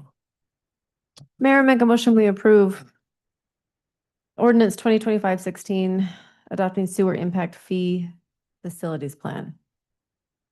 Do we have a motion? Do we have a second? Second. Second by Councilman Windsor. Start with a roll call vote with Councilman Windsor. Aye. Aye. Aye. Aye. Motion carried. Thank you. So that just comment question, Mayor. The next step would now do an analysis on the impact facilities fee plan so that we know what the new impact fee is going to be. Correct. Thank you. Next item, resolution 25-25, adopting the updated stormwater management plan. Any discussion on this resolution? Anything we should know? Doesn't Dana have to do a presentation? Dana, Doesn't Dana get to do a presentation for us? Yes, Thank you. you get to have a small, a presentation from Dana. Dana, would you like to come forward? Dana's gonna try to match Brandon's legendary training from a few years ago. It wasn't me. Brandon It was- 2.0. It was Brandon Tremelling. Yeah. Yeah, for the record. But just to point out the item is both a stormwater management plan update. And you're adopting that, but then Dana is also doing a training on stormwater for your I've really been looking forward to this for a few years. enjoyment. I like your excitement. I discovered over the weekend that Cinemark has giant bags of popcorn like that. Just We saying. need to bring some in. Dave? Dave, popcorn. So this first one's gonna be the easy part. It's the second half that stinks. So so this is gonna be like a 3-in-1 item, just as a heads up. So we're gonna talk about the stormwater audit that the city just had the pleasure of going through. And then we're gonna talk about the stormwater management plan update that we were required to do. And then we're gonna have your annual training, which is the best part. So starting with the audit, this is something that any MS4, which is municipal separate storm sewer system. So any municipality, any county that has a storm drains and a system that discharges into any waters of the state, you are permitted under the state, who is permitted under the EPA. So any MS4 can be audited at any time by the state or the feds. South Weber City got audited last year. So the audit consisted of, we had to submit pre-audit documentation, and there was a whole list. Interviews, that was 3 days of sitting on virtual meetings with the state. Yes, it is that much fun. And then follow-up documentation that had to be submitted. And then they go through and check everything. And then there was also on-site inspections as well. So next slide, please. So this started last year, July, when they were notified that they were being audited. The audit, so the 3 days of virtual meetings and the on-site inspections took place in August. And then just this past July, the city finished up all their action items. So it is a very lengthy process. There are some lulls and stuff, but it is a lot of work to meet all of the requirements of the audit. So the audit findings, so like I said, they had the audit in August, then the state has like 90 days to get you the report. So we received that in November. There are 73 deficiencies that had to be addressed, and it is this crazy looking spreadsheet. And you have to go through and address every single item. And you have 6 months to remedy that, and they do not give extensions. So the main things out of those 73 items that were like the most hit spots were the standard operating procedures. So for, I don't know how many, there are 23 had to be updated or created. We had some, but we had an additional 23 that would revise. Inspections, so on-site inspections that the cities are doing, they have to be better documented and more frequent. Training is needed for all staff. That includes everyone from city council down to just all staff. So consider yourself staff. And that is because, just FYI, you guys control the budget. So you have to be educated in what is required of your staff to meet all the requirements of their permit. And then the stormwater management plan had to be updated. And there were some things that changed between the previous stormwater management plan and the audit. Anyway, so we updated that in order to meet the audit requirements. So the major takeaways from the audit are that the stormwater management plan, it's a document, and it's supposed to be like a living document. Like SOPs are something that you can redline, and things can be changed in and out just on an as needed basis. Tasks are recurrent. They're rarely one-time items, just like updating the stormwater management plan, adopting it, you have to do it at least every 5 years, if not more frequently. And compliance with the permit requires a lot of time and money. So you guys control the purse strings, but your staff is required to do all the tasks. So that's kind of the audit in a nutshell. It's not something you want to do twice. You can just keep going in that same one. Yeah. Okay, so this is the stormwater management plan update. This is what you're being asked to adopt. So this is just some of the quick things. The things that changed from the previous version. So like I said, during the audit, it was found that the current management plan had deficiencies and the state permit had been updated, and we just hadn't updated our document. Next. So the things that changed, it was updated to meet all the requirements of the current permit, contact information. So when our stormwater superintendents change, we're supposed to change that, and everybody else along the way. That was updated, expanded on ways that the city will reduce nitrogen and phosphorus. That's in the new state rules.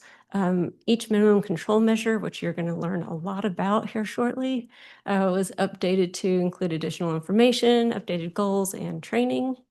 And all of the SOPs that we created, those 23 SOPs, were incorporated into the stormwater management plan. So are these considered the deficiencies that they found? A piece of the deficiencies. Okay. This is probably one of the 73 deficiencies. So yes. And then, so I don't know if you want to do the training and then adopt it, or you want to adopt it and then do the training. Do the training. Okay. Yes, definitely. Training. While you're there. Does the clicker work? Please trainer. Just don't forget, you still have to adopt. Yeah, Stormwater yeah, management plan. don't forget to do that. Does the clicker work? Easier after we've been trained. Or- Agreed. If we have questions on the plan, do you want to do it after training or do you want to do it now? Any questions you may have while it's fresh on her brain? Okay. Get a brush on my brain. Thank you. I appreciate you take control of the meeting. Under standard operating procedures, then in our packets, page 178, it's priority areas, illicit discharges. My question is this: it lists several, I think 10 areas or industries, you will, that were identified and prioritized. My question is, why weren't the gravel pits, either of them, put on this list? Because they are covered under an industrial permit. They're under an industrial discharge permit. They're not, they don't fall under the cities. But they still add pollution to our stormwater that gets into the body state, so we have to handle them. So aren't we? I don't see the difference. These other people have permits as well. And if they spill, it gets into our stormwater system. We have to address that. Why are the pits given a pass? Well, they're not given a pass. So we have the municipal, the MS4 permit. They have what's called an industrial discharge permit. So the state's actually regulating them and checking them. Yeah, and not saying that the city can't go and check those things, but we're not doing inspections on their sites or anything like that, because the city can't if they're under an industrial permit.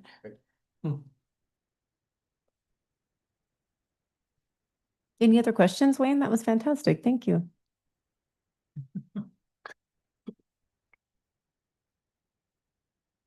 Okay, thanks. Okay. Do our training. Okay, so you're gonna be clicking a lot. Okay. Okay, so what is the stormwater management plan? I'm not gonna read a lot of this because there's a lot of text.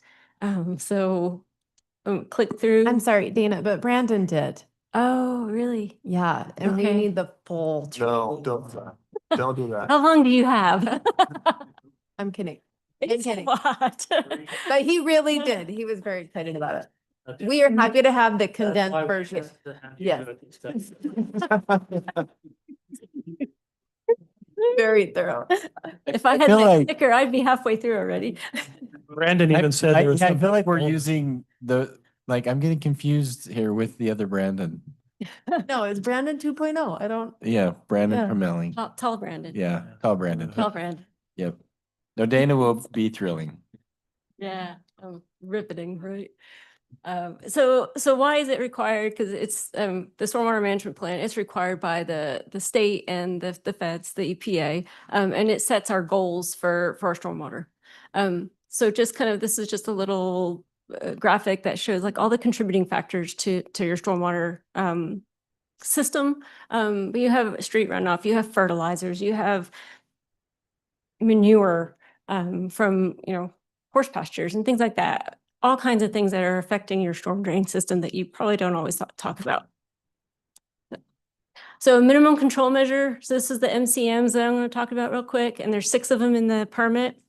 That's the official definition, and I'm not going to read it, but basically it's the actions or the items that prevent or reduce stormwater pollution.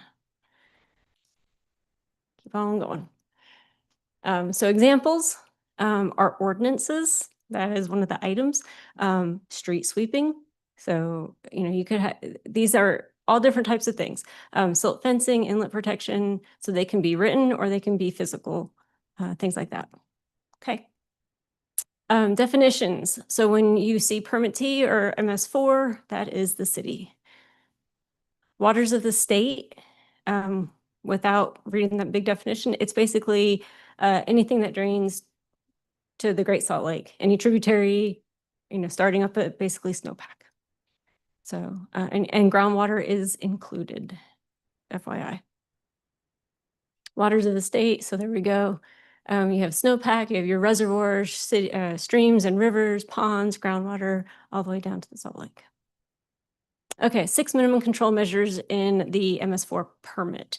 Public education and outreach, public involvement, illicit discharge detection and elimination, also known as IDDE, construction, long-term stormwater management, and pollution prevention and good housekeeping. Each of these sections has goals and tasks and deadlines, and this is what the audit was all about. So, and then the action items. Okay, so starting at public education and outreach, these are things that we have to do to spread the word to your residents, to your contractors, to any developer. These provide public participation or items of a bit, what am I trying to say? Opportunities for public input and to educate. So we are also part of the Davis County Stormwater Coalition. They also participate in the Utah Stormwater Advisory Council, USWAC. And they're the ones who put out those fun little commercials that say, you know, drains, you know, we're only raining down the drain, and, you know, they'll show someone sliding down the storm drain and popping out in pollution, right? So being part of the Stormwater Coalition buys you into that commercial. So that's great. So examples of public outreach, or excuse me, public education. You can do the stormwater decals on the inlets. You can make them part of like a scout project. You can have a booth set up at Country Fair Days. That's actually a great opportunity. You can do an Earth Day project. Also, oh, I had one on my brain and now I already forgot. Anyway, it'll come back. But all these have to be done in the name of the city, like the Yes. city sponsoring these? Yes. Okay. Yeah. Thank you. It's not defined. Yes, yes. Yeah, and the coalition does, oh no, is there a water fair in Davis County? I'm actually not sure about that, but I know that they did talk about it at Country Fair Days. They had a, Oh, great. So yay, document that. Because if you don't document it, it didn't happen. Yep. So in public education, you can add little snippets into your letter, put it on your website. Things that are required, you have to have your stormwater management plan available online, and you do. And click. But you're going to need to update it as soon as you adopt it. You have a hotline for illicit discharges and other stormwater issues. That is on your website, so yay. But there is no link to this current stormwater ordinance. So working on that one. Okay. Public education, other tasks that staff needs to do, and just keep on clicking. And we're already doing all of those and the- trainings and person on staff. Yes. Trying to keep on top of all that, yes. Okay, second MCM, so you're already on number 2. Okay. Public involvement. This is slightly different from public education. This is, you have to give the public opportunity twice a year to participate in stormwater decision-making or guidance. We would typically have a public hearing with this adoption of the stormwater management plan. Failure on our part, apologies. So we'll have to do a couple of other opportunities. So you can have committees, volunteer opportunities, or to organize those, and then stakeholder groups. You can involve your developers or your contractors, and those are all opportunities for involvement. So there are public education and public involvement are kind of the same, but a little bit different. Yeah, clean up days. So like I said, it's more aimed at like process. So like organization, writing ordinances, doing things like that. We do need to post the stormwater management plan on the website, the new one, and then we have to keep that documentation. So like I said, this state, the pre-audit stuff was like, give us all this documentation. And if it wasn't in writing, it didn't happen. So that was something that they would just ding you for. If you can't provide it in writing, they won't accept it. So documentation, documentation, documentation. Okay. Is that documentation on our side, your side, combined side? I think it's combined. Okay. There Yeah. there are Yes. some things that we help with, but there's some things that your public works folks need to make sure that they're keeping. Mhm. We did a big part of it was getting the GIS system mapping such that it makes it easier for them to do it just kind of out in the field and document it that way. So everything is hosted on, not everything, but a large amount of some of that, like inspection documentation can be hosted on that site. So if we were to ever be audited again, we would be able to just provide all of that in a lot easier than this go around. Thank you. So, okay, next MCM, number 3, illicit discharge and detection and elimination, illicit discharge detection and elimination, IDDE. So some of the general items on that are TBD. There we go. So you have to have a system to, basically a standard operating procedure in order to track down where an illicit discharge happens and what to do once you find it. So there are several SOPs to cover IDDEs. Okay. Good. Okay. Reporting and remediation. Yes. So illicit discharges, what are they or what are they not? So click. I warned you, Lisa, there's a lot of clicking involved. So here's the official definition. Simply put, rain down the drain only. That's it. Anything else is considered pollution. However, we have these items that are not considered. They are specific exceptions in the state permit. So things like condensation, like runoff, lawn watering, emergency firefighting activities, not training, things like that, dechlorinated pools and things. So there are some exceptions, but anything else is rain down the drain only. Okay, so the idea is to educate people, avoid illicit discharges, locate problem areas, and find the source. So if there is an illicit discharge, you track it back, find the source, figure out how to clean it up, document it, take action against the discharger if you know who it is. And then document, like I said, document everything. The health department will help you with all that as well. So examples of illicit discharge, yeah, if you see this, you're like, well, yeah, that's pretty obvious, right?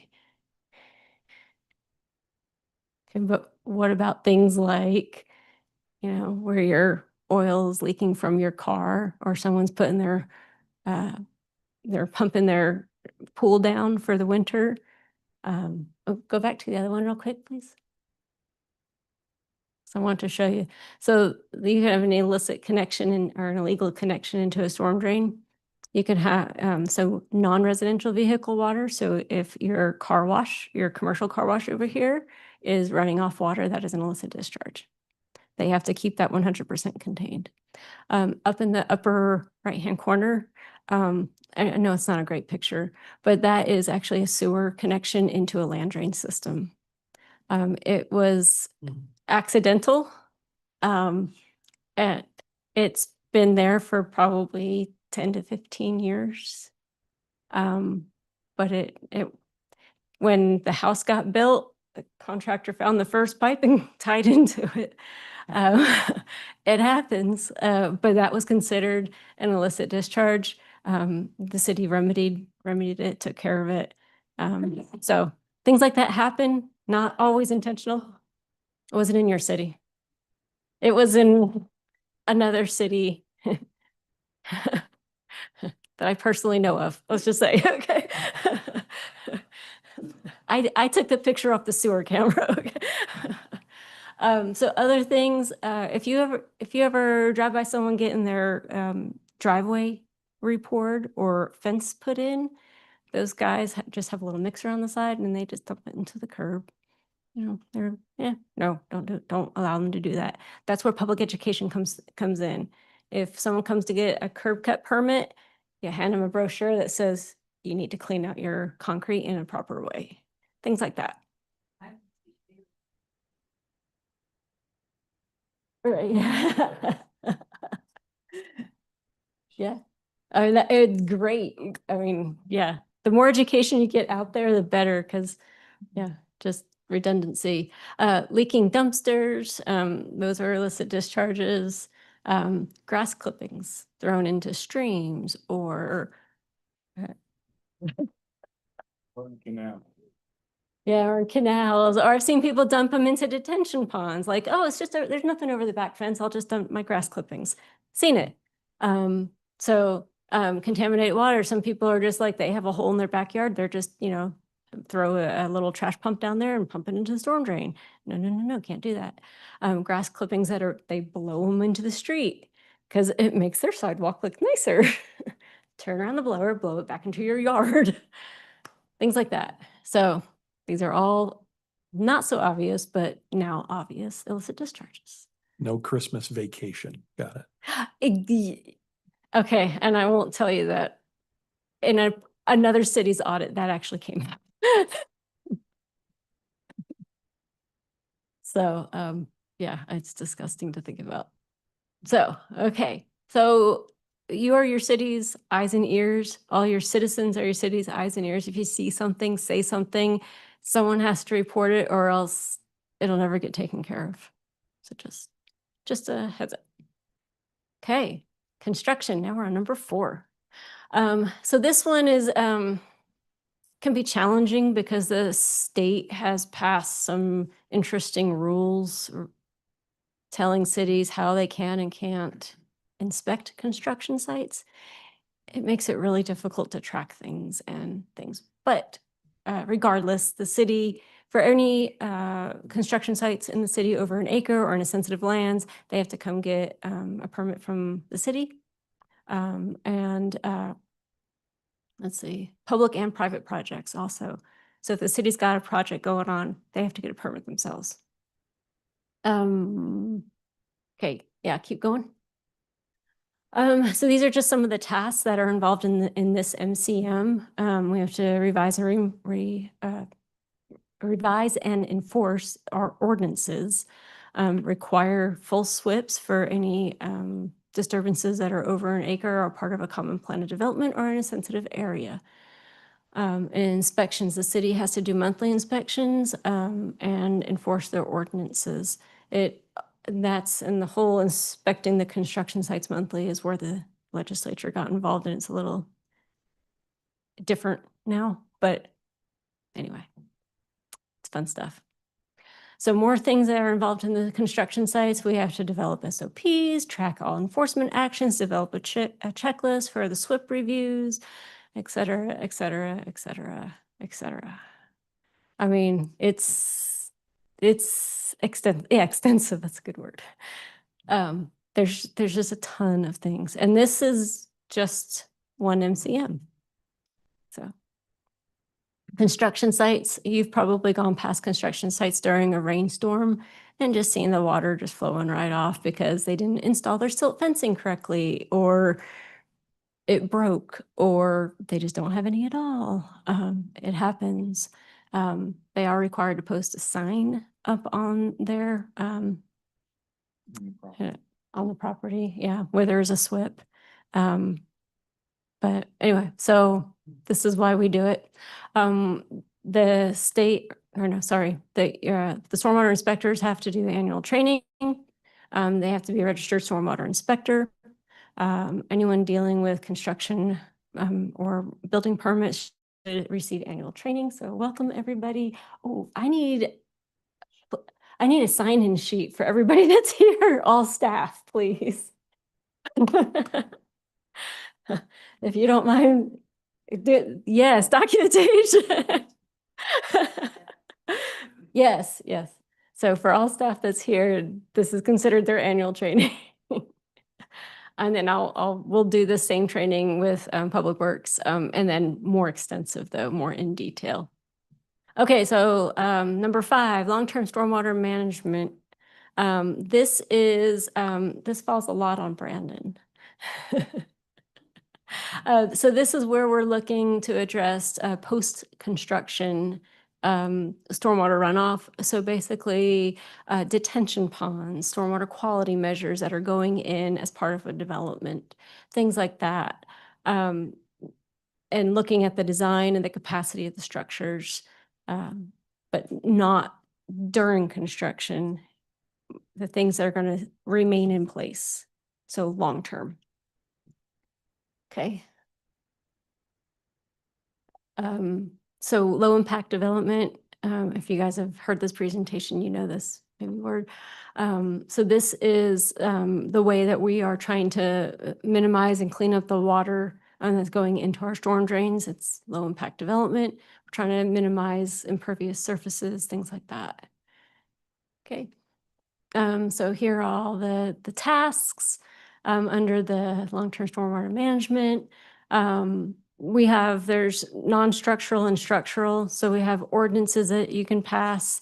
So you can do cluster subdivisions. That was fine. Lisa, you can go to the next one. There we go.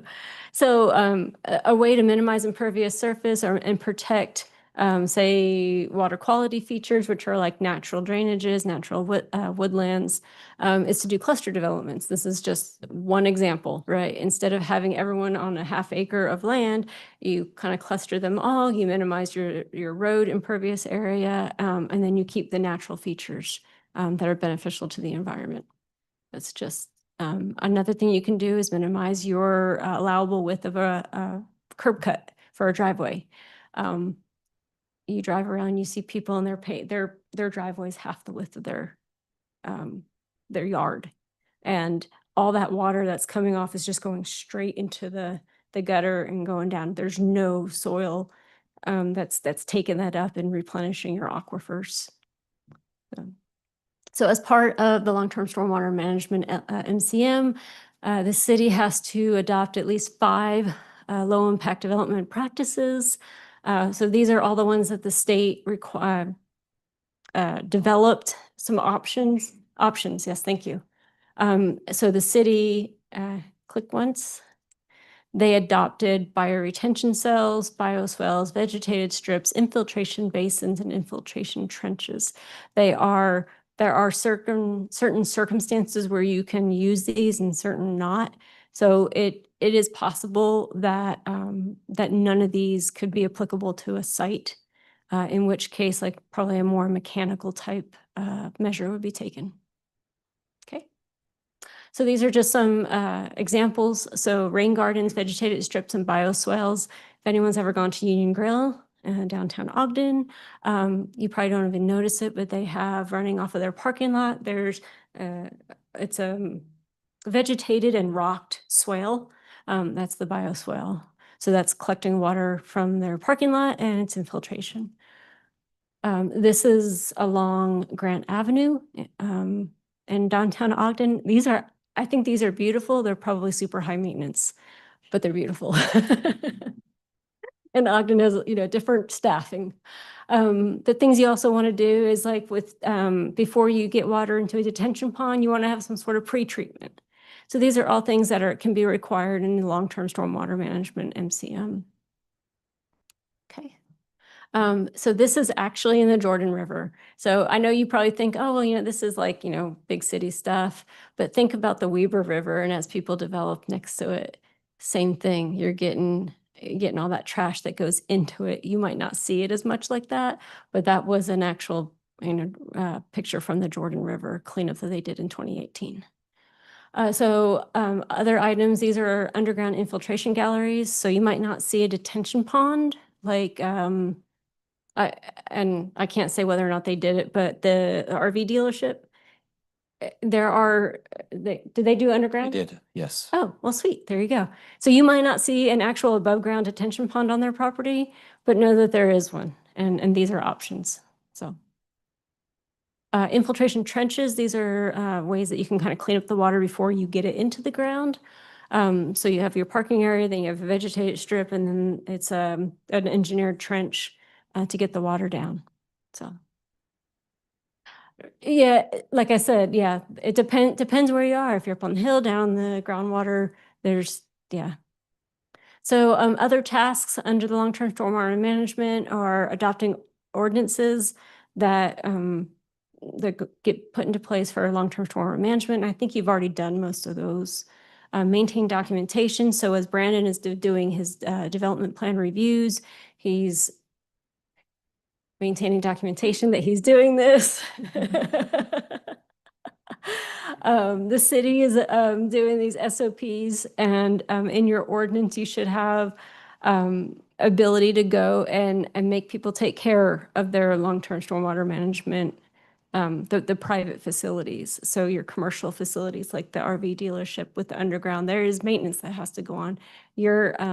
There are long-term stormwater management agreements that developers have to sign, and then the city gets to enforce that, and they get to inspect it every 5 years. So. And we do have that in place with the RV. Beautiful. Yes. And the car wash. Yes. So it's required for any new development that's going to be privately owning and maintaining their stormwater. So these are the additional tasks where, like I said, there's plan review. There's also an inventory that has to be done. So in our GIS system, they have added all the existing features like detention ponds and also private features. So if there's a commercial development that has their own detention pond, that's flagged as a feature because they have to go inspect it every 5 years. So that's the inventory, and then there's training to go along with all this.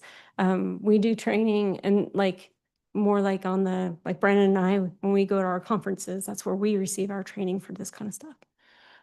So when you're talking about the legislative approach where you're actually putting some of these ideas into code, is that something that we've been presented, or is that something you're going to be presenting, or is that? Well, a few months ago, you updated the stormwater code and adopted that. That was probably the first thing that you saw that was a result of the audit. Okay. So there were elements in there that needed to be updated and changed. Is that what you're talking about? So do we have bigger, better things coming that we could be doing, as in like requiring some of the commercial units to dispose of their water in a underground system? All of that's in place, and it's governed by the code as well as the stormwater management plan, which all of the standard operating procedures, the reviews and everything we do, they have to present something that is acceptable and meets these requirements. But there's nothing coming down the pipe right now from Not this additional. audit. Okay, that's what I was trying to get at. Thank you. And a lot of these are also in your public works standards. So, okay, so the last MCM, this is your good housekeeping. So these are mainly city facilities and how you're operating them and maintaining them. So this includes the public works yards, city hall, city parks, your city own detention facilities, also the Family Activity Center, that site, and then the fire station as well. So they're not considered residential facilities. They're more on the commercial facilities. So there are additional requirements for those. So in general, let's see. So we have to create an inventory of all the facilities, and that's all in GIS right now. Next one. We have to create SWIPs for your high priority facilities. So that's mainly your public works yard. We had to do our own kind of like a construction SWIP, which is the stormwater pollution prevention plan. But it's kind of a toned down version of that, but that's required to do and for the city to keep up with. Yet they have to do weekly inspections and quarterly comprehensive inspections of high priority facilities. And they have to look at all your stormwater discharges, your points of stormwater discharge, like into the Weber River. They're supposed to make a visual inspection of those every 20% every year. Develop SOPs and all that. So there's, like I said, a lot of work that goes into this permit. Yeah, Dana, can I just wanted to point out that we built a decant facility as part of the Public Works. That is directly related to this, good housekeeping, because that is where you take like your street sweepings and things like that. So that the water portion of that will drain into the sewer, and the dry part that is left behind can then be taken to the dump, or if it could be, depending on what it is, if it could be. It goes to the dump. It goes to the dump. Thank you, Dana. Yes. Sure. So the stormwater management plan, it's a comprehensive plan for all the stormwater in the city. And it's programmed. So not just the physical systems, but also ordinances and programs and things like that. And like I said, it requires involvement from the council down to the public. And implementation just requires a lot of manpower. So any questions, discussions? You guys done with stormwater for the night?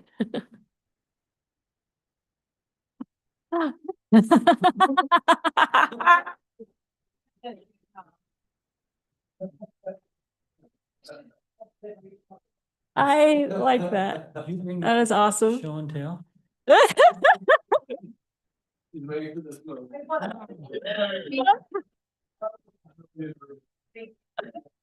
That is awesome. So.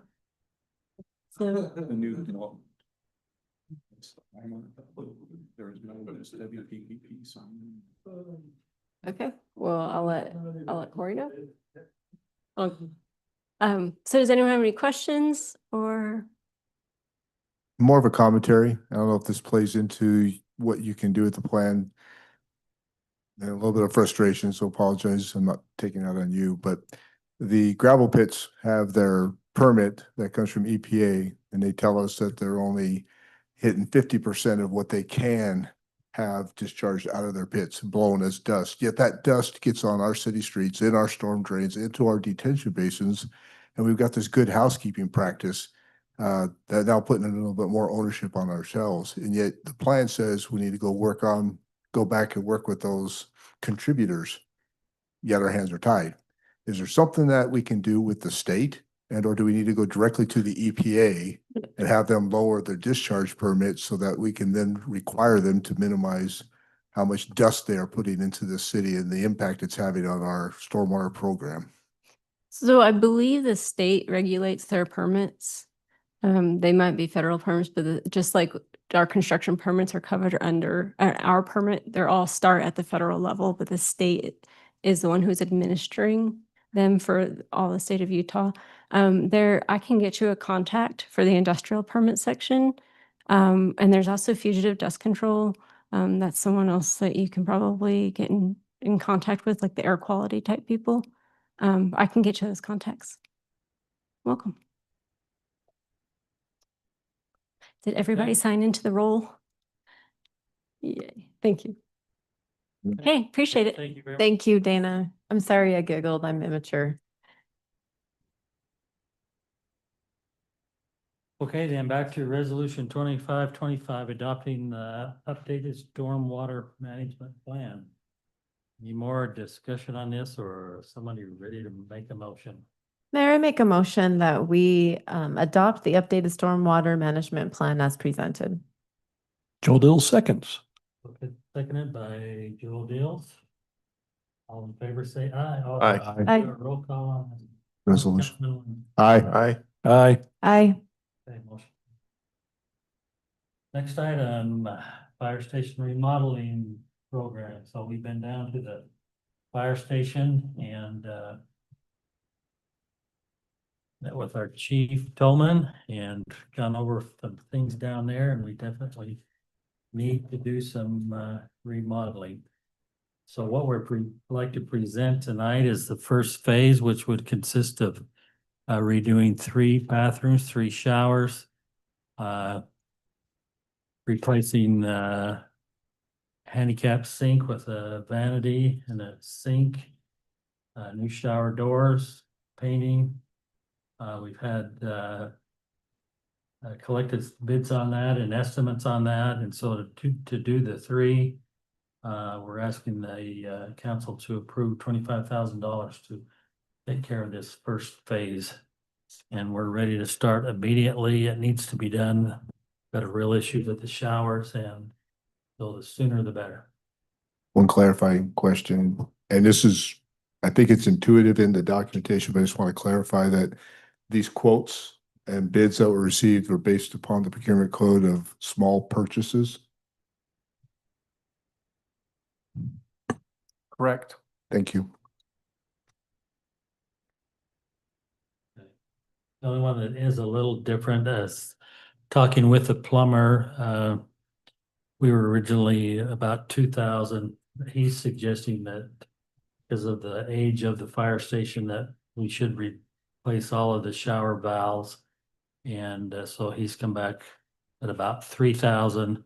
But in talking with the painter, he's going to be less than the 6,000. So it'll kind of offset. So we'll still be under the 25,000 we're asking you to approve here tonight.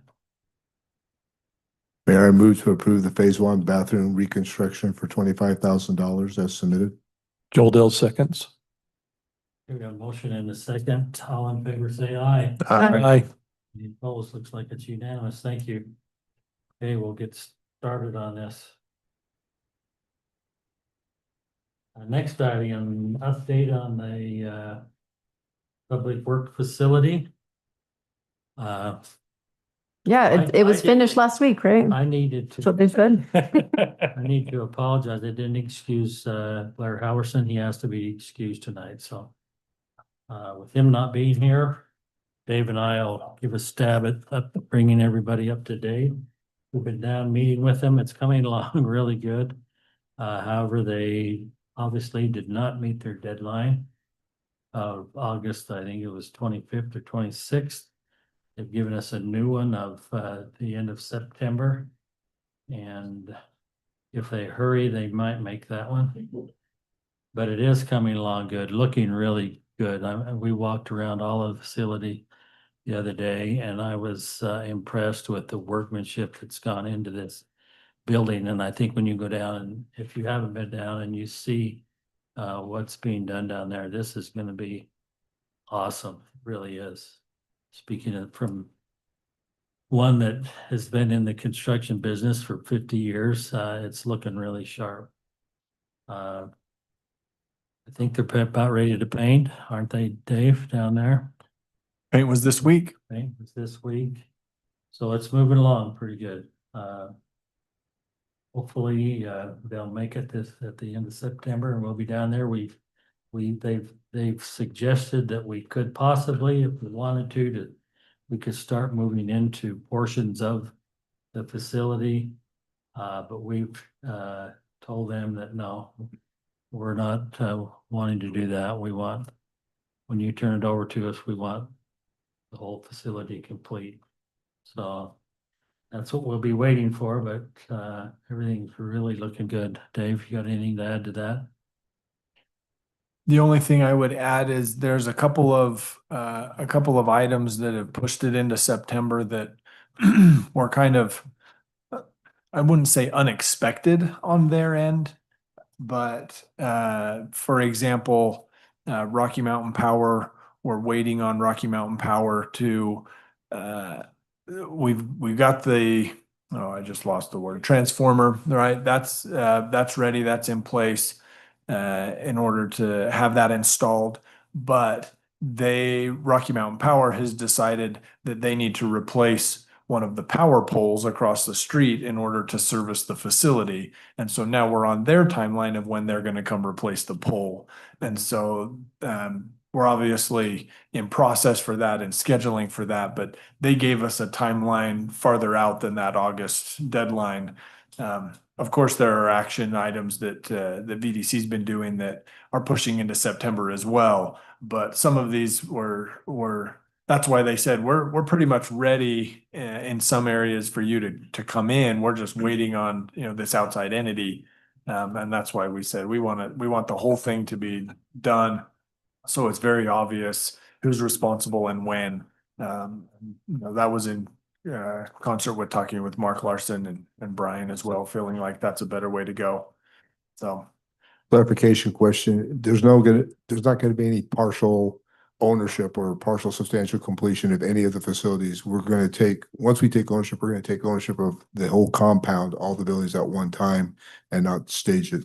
that's Right. the intention. That's We it. didn't want to be there and have our guys or our materials or our crew or equipment or anything while there was still construction activity in question. Oh, did so-and-so drive over that and damage or whatnot? Well, my other concern is the warranty periods, whatever the length of the warranty, if it's 1 year or 5 year, the starting of that warranty period shouldn't start until after we've taken ownership, not when it's installed. And that might be something you might want to clarify at one of your construction meetings. Okay, we'll bring that up. That's the intent, is that they have ownership until that day when we get the keys, so to speak. Ownership and warranties are two different time periods. So that's why I make that distinction. It's the warranty period I'm concerned about. Okay. The only thing that may not be here is the generator, is that right? It still looks like that's gonna be here on that same kind of On that same timeline near the timeline. end of September. Okay, Yeah. okay. Okay, good. Reports, new business? I have one item, Mayor.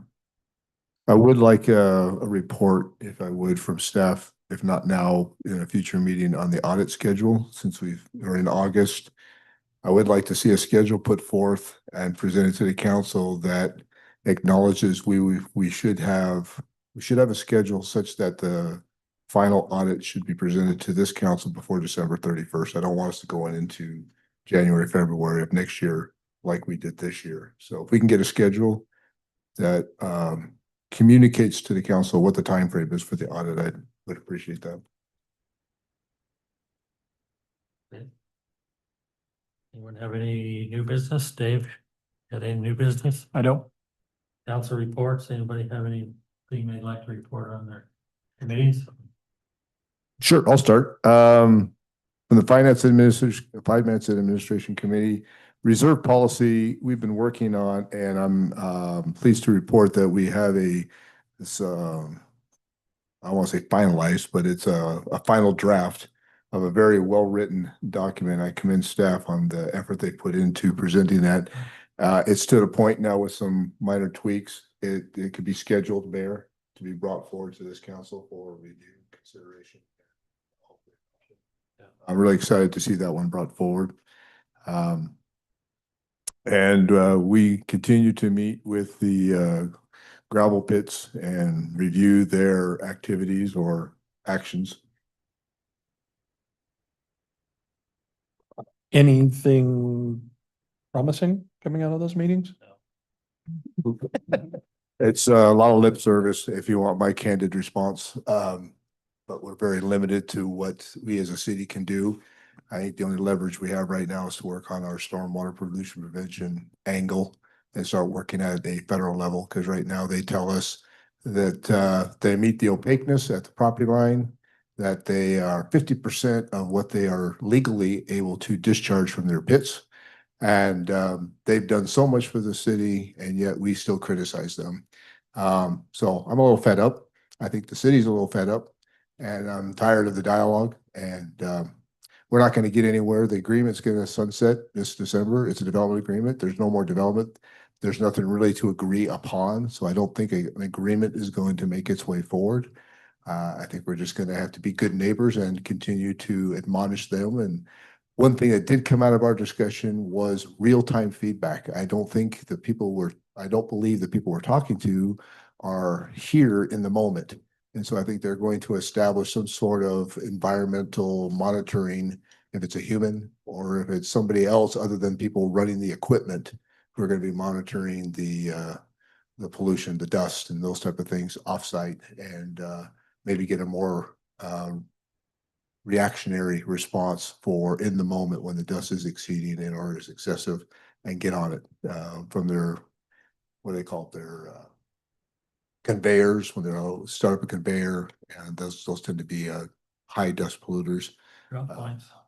Yeah, the drop, what you call it? Drop points. The drop points, they're stockpiles. Yeah, they're good people. They intend to do well, but the fact is the quality of life in South Weber has greatly been impacted because of this vein of material that they've hit, dust, and the concrete crushing operations that they're doing and the silicon that's involved with that. So what can we do? We're still seeking avenues to the benefit of the public, which we can work to a better result. Right now, what's happening is not meeting the quality of life that we come to expect. Thanks. Well said. Um, You got anything? Yeah, I just wanted to give an update from the Public Safety Committee. There were some good things that came out of that. On the fire side, couple things to call out. It was brought up that fireworks might be somewhat of a challenge going forward because the individuals who own the land where they are typically shut off have expressed that they are looking to sell that. Don't have a timeline, but so that might be a challenge in the future at some point. And there isn't really a very good secondary location for the city to host a fireworks show outside of where it's already at. So I think that'll be a future topic that we'll have to discuss once that finalizes and that's no longer an option. We did talk about cutting fire breaks in the south and east hillside to prevent fire issues, but there's more that needs to be vetted out as far as cost goes. So Chief has taken that on and he'll get back to us on what those cost estimates could look like. I don't know. We talked to staff about quarterly reporting on everything that the fire department's doing just for overall awareness and everything. So that's something that David took back. So he'll be working on that to incorporate that in his updates. On the police side, they came back to us on the concern about vehicular burglaries. They said that it's happening all over the county, and from what they've seen, they're almost all crimes of opportunity, meaning people are leaving their garage doors open or their cars unlocked, etc. So the advice that they gave us is to remind our citizens to be a little more diligent and do as much prevention as possible. They have been doing extra patrols in the school zones. So they're having a larger presence there. There was a talk about movable speed bumps. So isn't anything solidified on that one, but that was a concept that was brought up to see maybe that might be an option around the school just in case other avenues aren't giving us the results we're looking for. So that might be something that we look into in the future. There was a discussion about prepping for winter parking. And when we start doing that and we don't, the police department doesn't really start citations until winter. So there's no preemptive work that goes into that. All the work is as soon as the deadline hits. Let's see here. The emergency ops plan discussions are underway, and they have a target of end of year to have all that put together and finalized. Is that, they capture that right, David? Okay. So we'll see that by December. That'll come before the council. What was that? I thought it was end of December, December 31st, right? Yeah. And So it'll be at the end. All right, thanks. And then there was some discussion about increased concern about e-bikes and four-wheelers and golf carts. That is something that I think the chief brought that one up in regards to, we're seeing a lot more of that. So there hasn't been any specific actions taken there. I think we were maybe not fully aligned on what the next step should be on that one. But there is a outstanding concern that maybe there's a safety issue that we need to keep an eye on to make sure nothing crazy happens. Did I capture everything? Yep, did great. That's it. Okay. All right, back to you, Mayor. We've been having a great recreation program season. We just started soccer, and I believe we are compiling all of the survey information. What we've done is now with all of the sporting events that we have, we're trying to get a feel from the parents who are actually involved in it, how we're doing, what they like, what they would like to see changed, and whether the program is actually giving them their needs. We started that, so I think we just need to compile it and then we can present that to the council, let you know how some of these things are going. We had some very interesting summer programs, including everything from math camp to Lego camp, and all of those target a different group of recreation, but it's definitely something that the city could use, and of course is another benefit of our rec program. The Parks Department, everything is going fantastic, and there, if you've noticed, our team is out there quite a bit. Parks have been taken very well care of this year, and I just wanted to thank them for the awesome job that they're doing. And I think that's it for the two. In Code Committee, obviously, we've been going through a bunch of new issues and have literally doubled the amount of time that we're going to be putting towards it so that we can have a little bit quicker response on some of these sign-offs and to get things before the council and the PC. So that's it. Thank you. I just wanted to thank, as far as public relations, thank you for Shaylee to everything she did for Country Fair Days, helping them, and she was there all day Saturday, and so, and our public works, they did a great job too. So, and for you guys, I should have won first place, but I didn't. It's all right. Next year. Or what? Well, I don't want to embarrass you, but I'm talking about the paper airplanes. Wow, I must have missed that. I'm sorry. you did. It was fun. We had a good time, Country Fair Days. And then everything we talked about in municipal utilities meeting, we already covered tonight. So Okay. thank you. Shaylee, do you have anything? Chief Tolman, appreciate you being here. Have you got anything? No, just thank you for your support on the remodel. Appreciate it. Okay, thank you. Okay, we'll look for a motion to move into closed session. Before we do that, can we give a shout out to Dan and appreciate all the work he's given to the city for his internship. Thank you. Yes, thank you.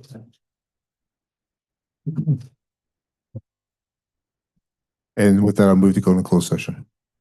All in favor, say aye. Aye. I'll second it. Angie seconding it.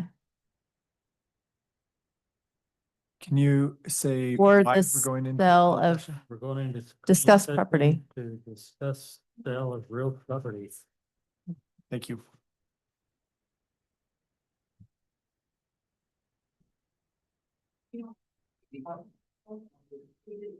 Wow. Okay. Wayne made it.